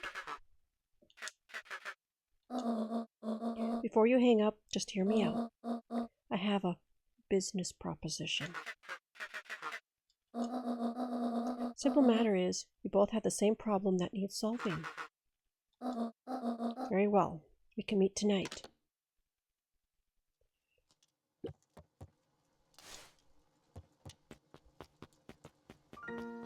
Hey, Rollo! You're not lost this time. Okay. Sorry about yesterday. Roxy can be so annoying. But good news? No more boring chores for me today. Do you make it to the old Valentine warehouse? So, what did you find? Give me the dirt. Something happened. There was someone else there. What? Who was it? Was it aliens? I knew it would be aliens. No. Zombies? No. Alien zombies? What else could it possibly be? Rollo? I gotta deliver these into town first. We can catch up after. Oh, it's a whole thing? Sounds like a whole thing. Yeah, we shouldn't talk about it here. Meet me at the treehouse tonight. I'm not sure what this treehouse is that you speak of. Sigh. Meet me at Mission Control. Roger that, Space Cadet.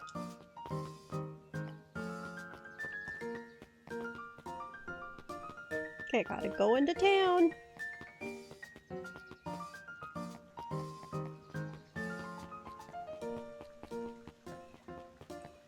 All the way in. Okay, here's the cafe.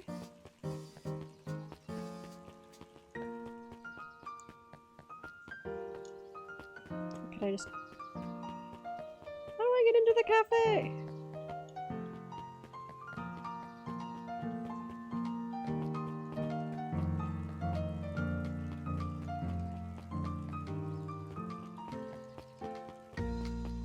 Where are these people? Mr. Wilder, I trust you have time to chat. Eris Valentine, oldest of Sharper Valentine's children, and heir to the Valentine fortune, had a way of making questions seem like demands. Certainly.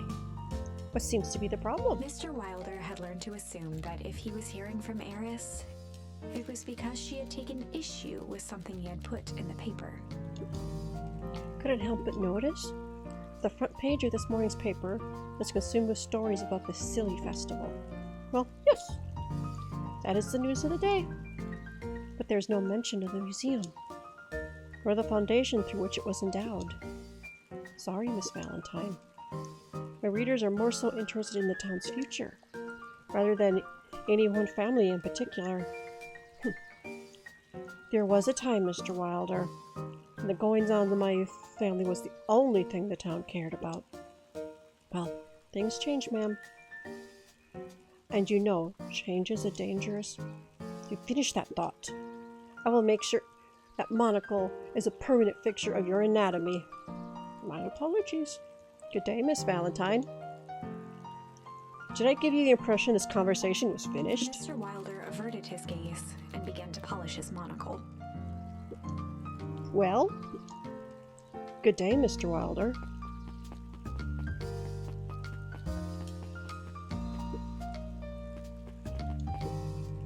Last Chance Diner.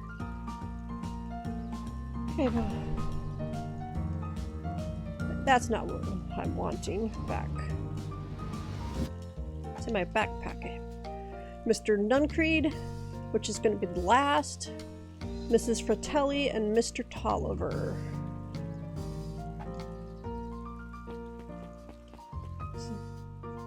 I don't think I've been here before. Why, she looks familiar. Well, if it isn't my favorite little jam runner. Hey, Mrs. Fratelli. Look at you. She leaned forward and pinched Luca's cheek. You're all skin and bones. Is your gran not feeding you? She is. It's just... I understand. You know, I taught your mama how to cook back in the day. You may not even remember, but you and her used to help out in the diner. See that picture over there? That's you helping your mama back in the day. So cute, running around in your little apron taking orders. So, the whole situation just breaks my heart. What happened with Eleanor? Got a feeling she's out there somewhere, yearning to be with you again. Few things in this world could keep a mother from her son. Luca shifted the basket uncomfortably. Oh yes, let's see here. Mrs. Fratelli lifted the cloth and inspected the jam. Ah, they even have my name on them. How thoughtful. She carefully lifted out her jars of jam. You tell your gran hello for me, Luca. Will do. Luca squinted at the faded photo of him and his mom at the diner. Memories of that day came flooding back.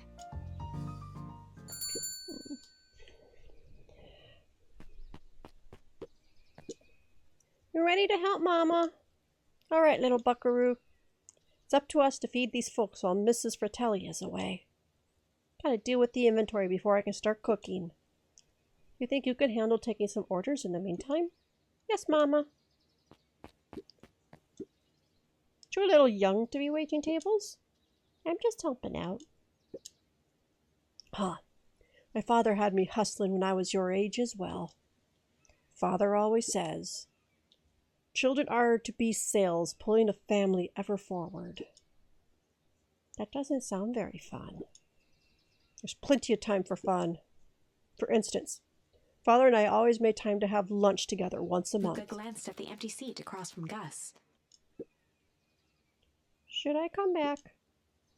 Oh no, turns out Father was too busy to have lunch today. I'll just go ahead and eat alone. Oh. The silver lining is, without him I can have my usual.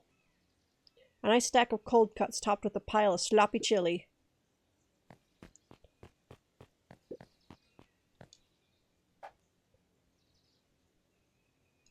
Okay. Chill. Okay, I guess I got it. Food.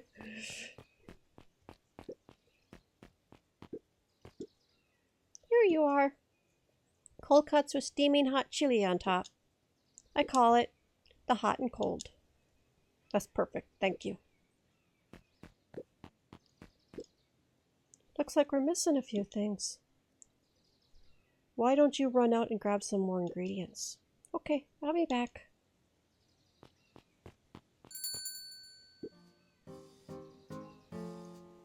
That gonna... Yes, it is.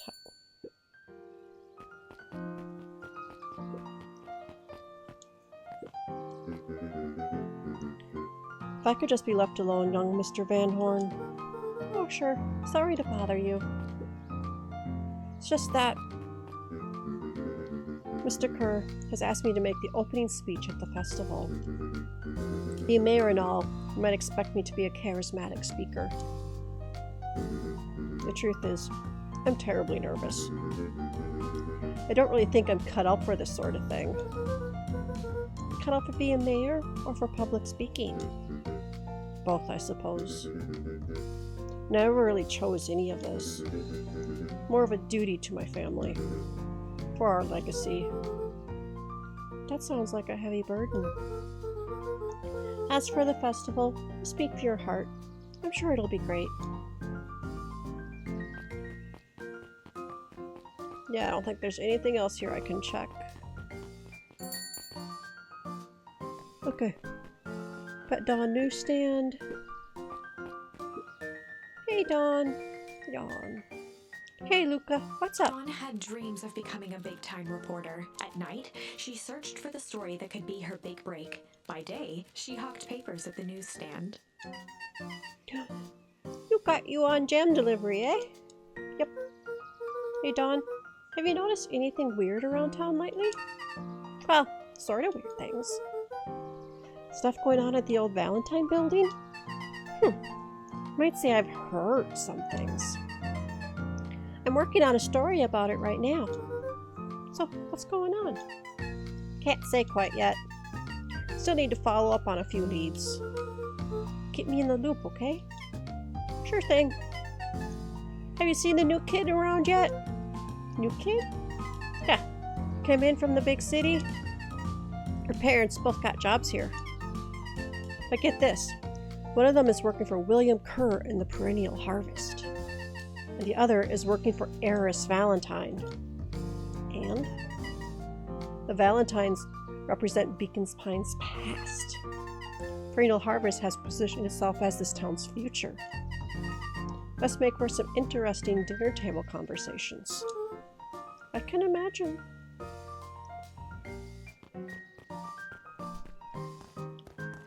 Okay, anyway, I can get more words around here. You know, beacon. Let's go down here. Huddled at his counter, Hiram Tolliver was meticulously here we shining go. apples. More accurately, Hiram Tolliver was meticulously shining one apple. Hello.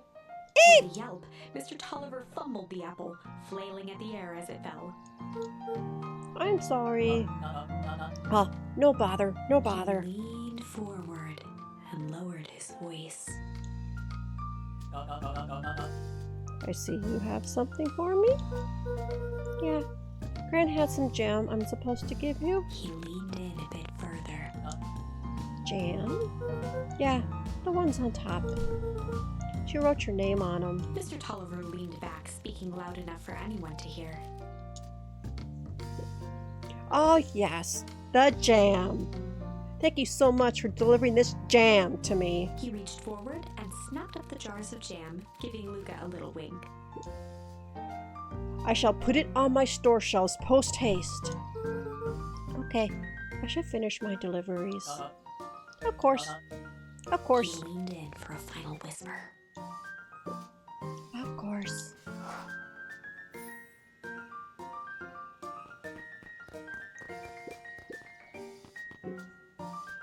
How do you keep the ice cream cold?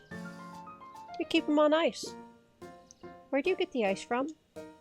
I don't know. Some are cold. How do they keep somewhere cold? Look, Bert. Do you want some ice cream or not? No, I'm good. I can go to the museum now, ha ha ha. Sharper Valentine, a celebration of excellence. We all know Beacon Pines is a great town. What you may not know is great towns grow from mighty roots. And that is why you cannot tell the story of Beacon Pines without telling the story of one Sharper Valentine. Young Sharper's keen intellect and strong moral fiber led to a grand vision. A vision of a community dedicated to a better tomorrow. In his own words, a better tomorrow is within our grasp, but it requires a singular mind to harness it.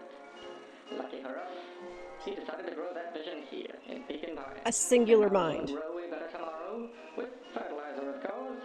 Does help. Valentine's Fertilizer Company became the lifeblood of a town yearning for purpose. But then tragedy struck. A scientific experiment gone wrong. An accident which took Sharper away from us far too soon. To this day, we struggle to pick up the pieces. But one foul harvest isn't enough to stop the people of Beacon Pines. The spirit of Sharper Valentine lives on. It lives in the hearts of everyone with a dream for a better tomorrow. Together, we will follow his example and grow a bountiful future. I'm getting the feeling that the fertilizer is what caused the foul harvest. That was unhelpful. That's my suspicion anyways.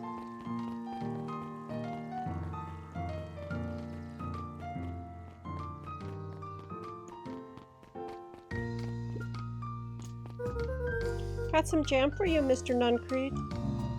Luca, you seem chipper. Oh, aside from being on delivery duty, it's a nice day. Mr. Nuncreed eyed Luca for a moment, then nodded in agreement. I suppose it is.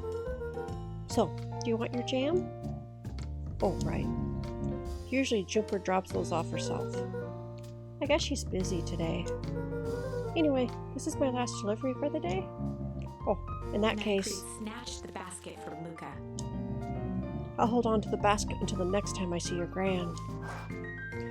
There's a good reason to have him be last. Hey, you. Anchovies or pineapple? What? Yeah, what? Don't think. Just answer. Pineapple? Why? How old are you? 12? Perfect. Follow me. Who are you? You would never tell you ask too many questions. Just try to keep up, okay? What just happened? Well,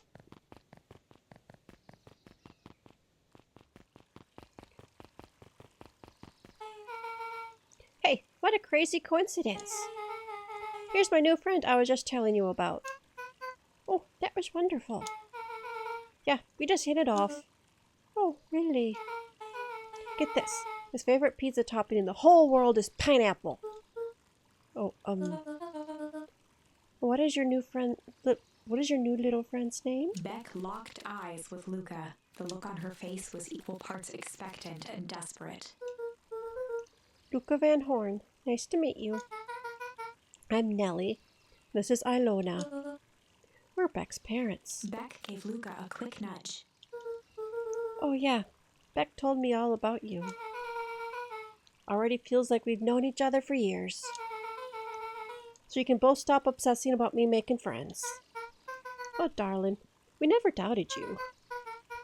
Just that for children with fewer than 5 close friends, the probability of a stunted development doubles. Well, 1 down, 4 to go, I guess. Well, what Nellie means is, we just want this move to be as easy on you as possible. You can relax. A friend has been friended. This calls for a celebration. Luca, you must join us for dinner tonight. Dinner? Wow, another coincidence. I actually already asked him and he said he would love to. It's just wonderful. In that case, we should pick up some groceries. You two don't get into too much trouble now. Okay. Wow, I can't believe that worked. Thanks a ton. You're welcome. I owe you one. My moms are great and all, but they can be a bit much sometimes. Our house is a little cottage next to that big mansion place.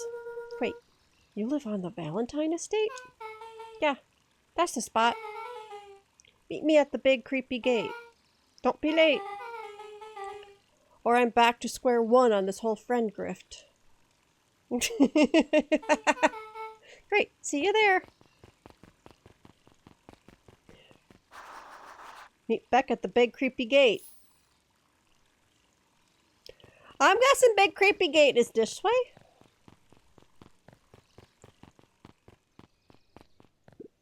Hello, you. Good morning, Jeff. What's so good about it? Another day further down the tubes, if you ask me. Come on now, it's not all bad. The festival is coming up. The festival. Old man Valentine used to put on cockamamie shindigs all the time. And where did that get us? Well, it's Perennial Harvest putting on this one. And they're doing it for the whole town. As far as I see it, the difference between the old Valentine Company and this new Perennial Harvest outfit Jeff dug through his pockets for a bit. is the difference between this empty soup can and this brown banana. But those are both garbage. Exactly.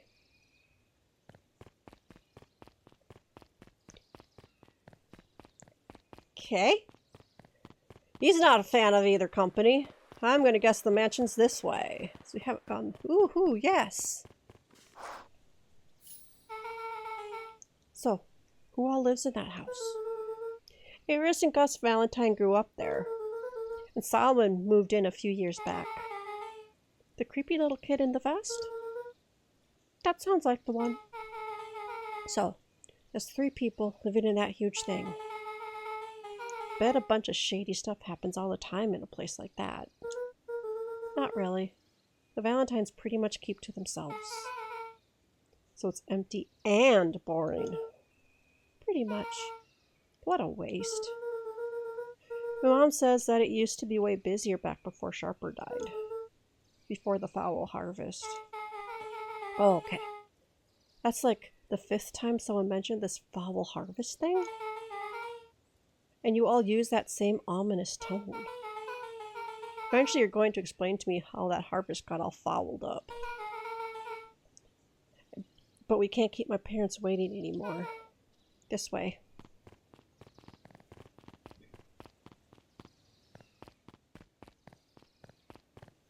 Oh, that's a cute little house. My kids would have just ditched me by this point. Why are you still here? You look like you could use some help. You know what, Luca? You're not so bad. Let's get through this as simply as possible. Just eat, smile, and nod. Good. Great. Whatever you do, don't bring up their work. I think I can handle that. Beck took a long breath, then gave a firm nod. Here goes nothing. Chapter 4. Dinner with the Moodwills. Ooh. Ilona Moodwill was worried about change. A gardener at heart, she understood the necessity of change, relied on it even. But there was a difference between the controlled world of her plants and this cluttered cottage in a strange town. Almost done. Nellie was a blur of activity, digging through boxes. Sorry, love, couldn't find the dishes. We'll have to make do with paper plates. Dinner went by without much conversation. Oh. As she watched Beck and Luca finish up their pizza, Ilona let herself relax into the chair. The things she cared about were still here.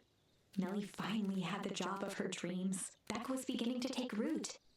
Ilona's task was simply to tend to them. She could do that. So, Luca, tell us a bit about yourself. Where do you live? Oh, I live with my grandma. Over on the other side of the river. Your grandma? Where are your parents at? Beck Manners. It's alright. My dad passed away in an accident at the fertilizer plant 6 years back. Oh dear. My mom's been missing for a few months now.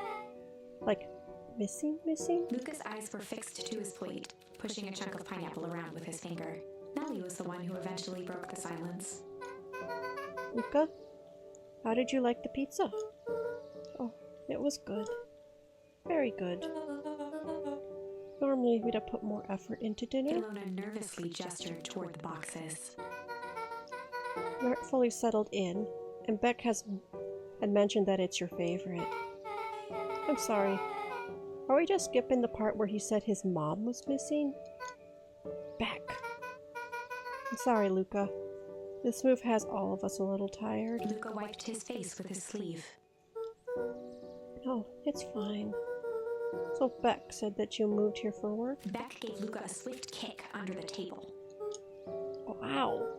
I mean, what brought you to Beacon Pines? Oh, you were right the first time. We're here for work. Nellie won't tell you this, but she's a brilliant chemist. I don't know about brilliant, but I do love it. She's brilliant. Cranial Harvest just made her newest lead researcher of deep engineering. Which makes it sound more impressive than it is. Just happy that I get to make a difference in this world. Cranial Harvest is at the forefront of evolving agriculture. Something more useful than sprinkling water and excrement on the Luca ground. glanced over to Beck. She seemed to be holding her breath. What Nellie means, Luca, is that there are different ways to grow plants. Yes, some people talk to their plants and hope for the best. But some people have to leave their job to allow a loved one to pursue their dream. You swore you did Beck it. slammed her fist into the table, perhaps harder than she intended. Hey, Luca, how about some dessert?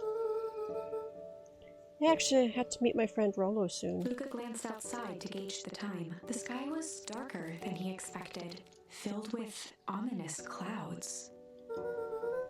Looks like there's a storm brewing. I should get going. Oh, I didn't think there was any rain in the almanac. Yeah, almanacs aren't that useful around here. Luca wiped his mouth one last time with his napkin and started to get up. Thank you all for the pizza. It really was good. See you at the festival, Beck.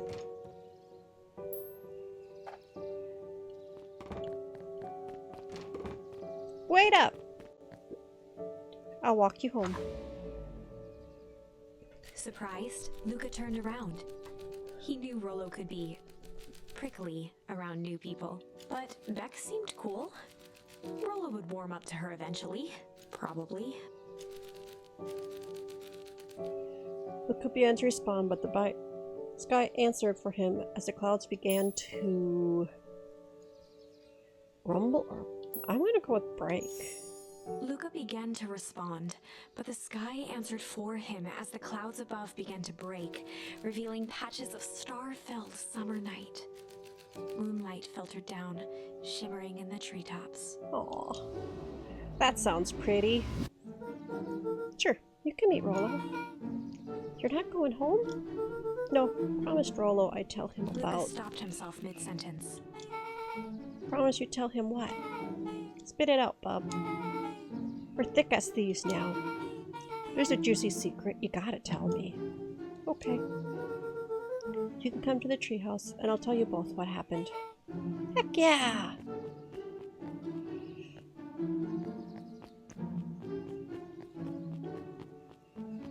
Okay, I'll see anything that I can Beck get. skulking by the gate. You're telling me there's nothing mysterious or creepy about this place. It's mostly boring and empty. I refuse to believe that. Big spiked gate, looming mansion, rich reclusive owners. It even smells shady. Beck grabbed the wrought iron bars and shook the gate. Mark my words, you decadent nightmare house. You will reveal your secrets to me.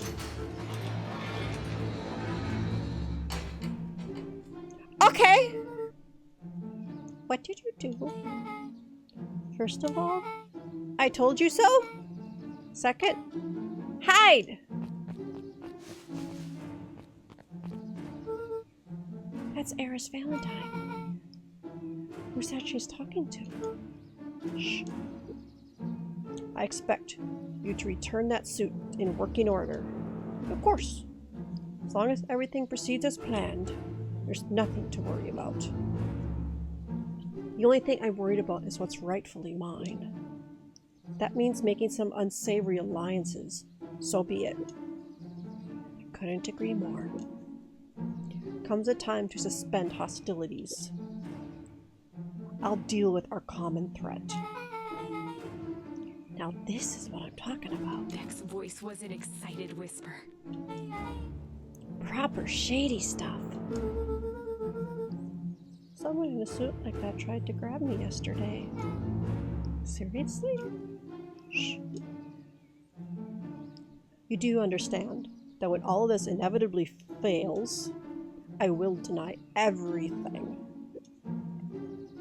I wouldn't expect any less of you. You just worry about your part in this and let me handle the rest. Can't wait to see the look on that Rube Kerr's face. Yes, the truth will come to light. So surprised you're so comfortable with the potential collateral damage. There's one thing I've learned. That change is painful. Wow.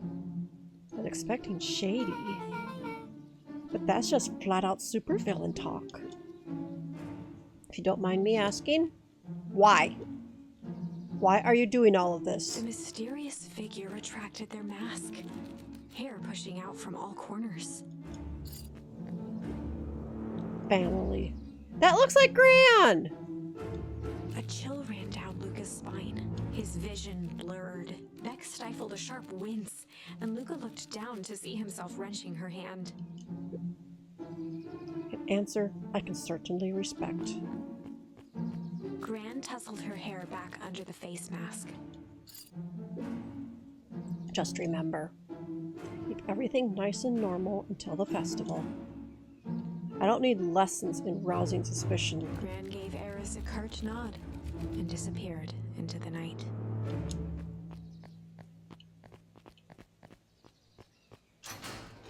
What the hell, Gran? Chapter 5. What big ears you have! Lucas sat shivering in the bushes, staring at his feet. After checking to make sure the coast was clear, Beck gave him a gentle tug on his sweater.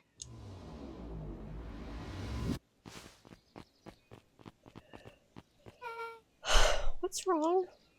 You look like you've seen a ghost. Why were you so scared of the old lady in the hazmat suit? That was my Gran. That was your Gran? Yeah. Okay. Well, I'm sure there's a perfectly reasonable explanation for all of this.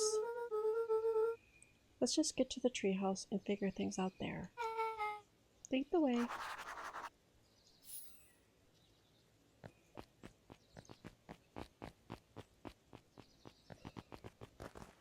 I gotta figure out how to find more words. Why is that thing all shiny?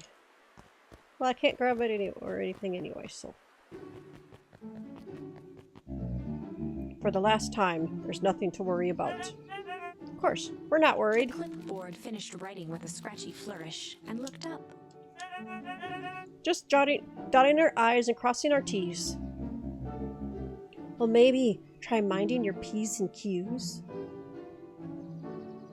No, I have not kicked the CEO's ass yet. And Gran's up to something. She was with Eris Valentine at the Valentine estate dressed in a hazmat suit. Mr. Nuncreed, arms crossed over his paunch, gave an exhausted Oh, sigh. and Nuncreed is on, if you missed that, with whatever the frickin' hell is going on. As he put that, well, the one last, I think it was the last ending, he put me in the phone booth and set me down. The phone booth is not a phone booth. Just anything you need knowing, you'll know it. Absolutely. If you just sign here, acknowledging everything is accurate, you'll be out of your hair in a flash. Oh, for the love of... He snatched the pad and scribbled his name so hard the pen nearly snapped. There. And would you like my eternal soul as well? The clipboards looked at each other for a moment, almost pondering the possibility, then broke into laughter as they walked away.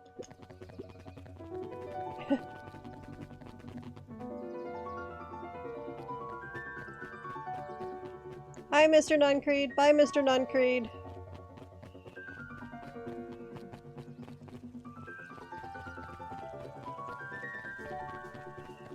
Hi, you two. Should I talk to you? Probably. Another day, another dollar. See you tomorrow, Z. Have you noticed how all the Perennial Harvest folks order the same drink? Decaf cappuccino with extra foam. Why? I don't know. Just thought it's a little odd. Pretty weird for sure. Well, the customer's always right. See you bright and early tomorrow. Sigh. I can't wait. I'm kind of guessing all these clipboards are clones. Okay, gotta get across the bridge. Oh, this is nice. Yeah, the treehouse is just a little further on from here. So, what's your buddy Rolo like? Rolo? He's Rolo. Not particularly helpful. Sorry, I just never thought about it. Lots of energy. He's funny, even when he's not trying to be. Could be! Not the clipboard they're carrying around, but because they're copy-pasted. That's my suspicion. Clones. Things have been tough for this family since the foul harvest. It's about damn time you tell me what this foul harvest thingy is. It's a kinda long story. Hit me with the highlights. Okay. There used to be a fertilizer company here called Valentine's. They were kind of a big deal. Ooh, big deal fertilizer. It was a big deal to us. Their stuff really worked. Farmers loved it. So Valentine's grew and grew. Beacon Pines pretty much grew around it. Most everyone in town either worked for Sharper Valentine or used his fertilizer. Things were good. I'm sensing a big but. Around 60 years ago, Sharper Valentine suddenly died. And something changed. Changed how? Could have been a bad batch. Maybe it was in the water or air or soil. Nobody knows. But all the crops died. And everyone blamed the Valentines. The foul harvest. Yeah. Valentine's fertilizer went out of business. Half the town lost their jobs. Sheesh. Next year, the crops came back, but something was different. You plant a crop, do everything right, it's sort of a crapshoot what happens. And no one knows why? Nope. I take it Rolo's farm got the short end of the stick. Yep, for some reason, their farm was hit harder than others. That sucks. Things have gotten better since Perennial Harvest came to town. The Beacon Pines Reborn Initiative? Yep. First thing they did was give the town a deep scrub. They even put us up in hotels one town over for a week, while they decontaminated the groundwater. We better get going.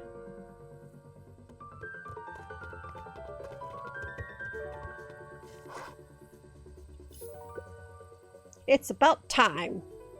I was about to give up and go home. Who's the new kid? My name's Beck. You must be Rolo. I see my reputation precedes me. Welcome to Mission Control. Rolo waggled his head with pride. You'll find we spared no expense in construction. I've seen worse looking piles of junk. Thanks. Hey, Luca. You know the security concerns we talked about? Yeah? While I was waiting, I made some improvements. Let me lock this baby down for a little test infiltration. Can't be too safe these days.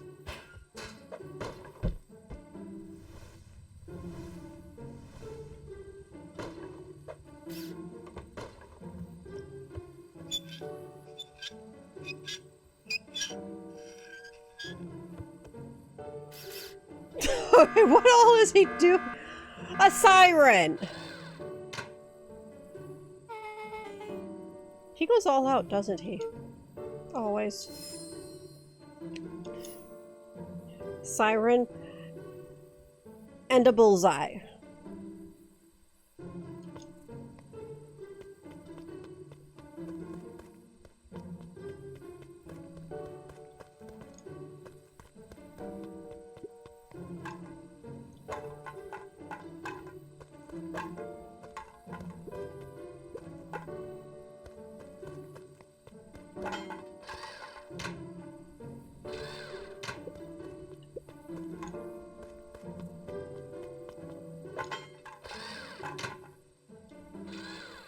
Another one! Come on, dude!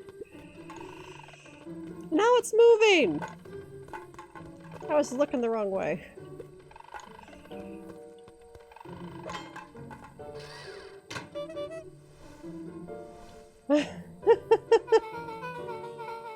Where'd you guys get all this junk in the first place? The guy in town named Jeff, who trades us junk for snacks. Junk food for junk. Nice.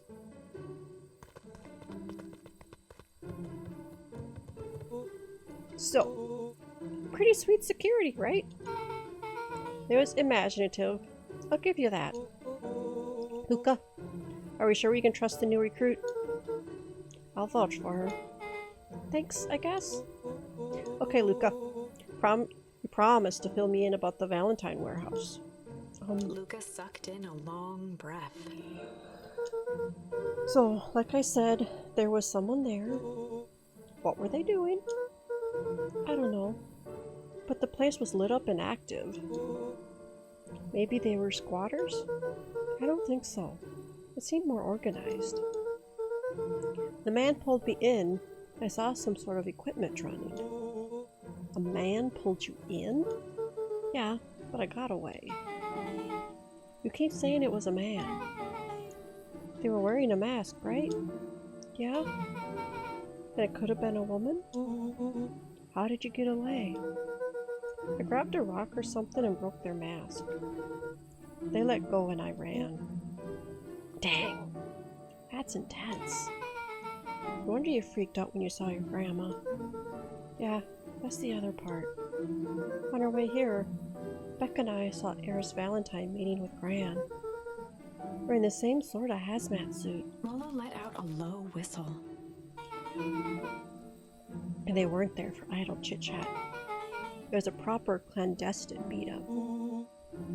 So, let me get this straight. There's an operation in full swing at the Valentine warehouse. You're almost abducted by a strange man or woman in a protective suit. And then you saw your Gran in the same suit talking to Eris Valentine. Yep. Pretty much. I'm beginning to think this town is kinda awesome. Rolo and Luca shot back a look. No offense. Also, we can logically conclude aliens or alien zombies have infiltrated the town. And their leader is your Gran, and she tried to murder you. First of all, for the last time, there are no aliens. Second, it couldn't have been my Gran at the warehouse. I broke that person's mask to get away.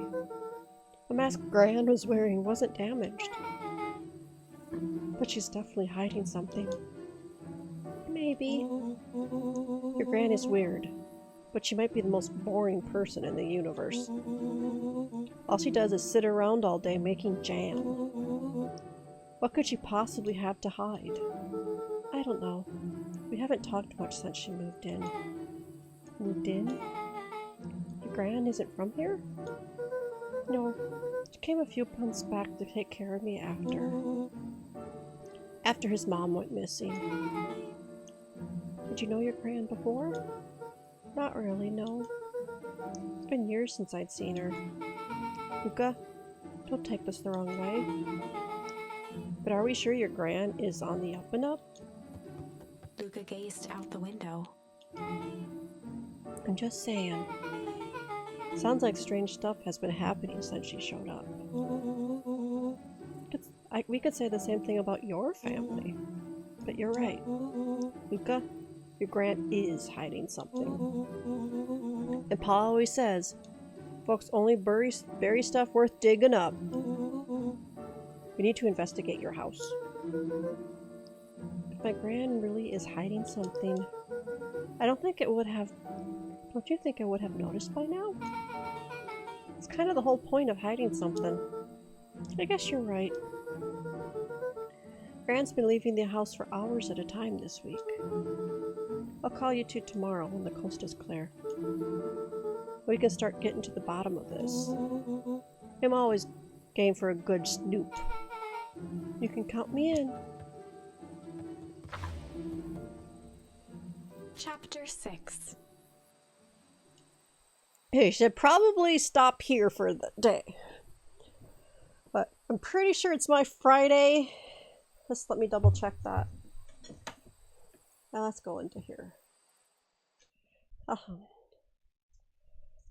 Yep, okay, yeah. Jupe confirms it's my Friday. So we'll be coming back to this on Friday.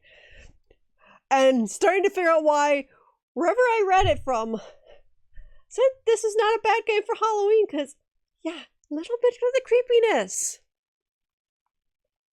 But also, like, very cute. So, yeah, well, coming back to this, figure out what else is going on. Already got a couple of endings, which is I was not expecting. Especially that first one. So, yeah. Friday, back with more Beacon Pines.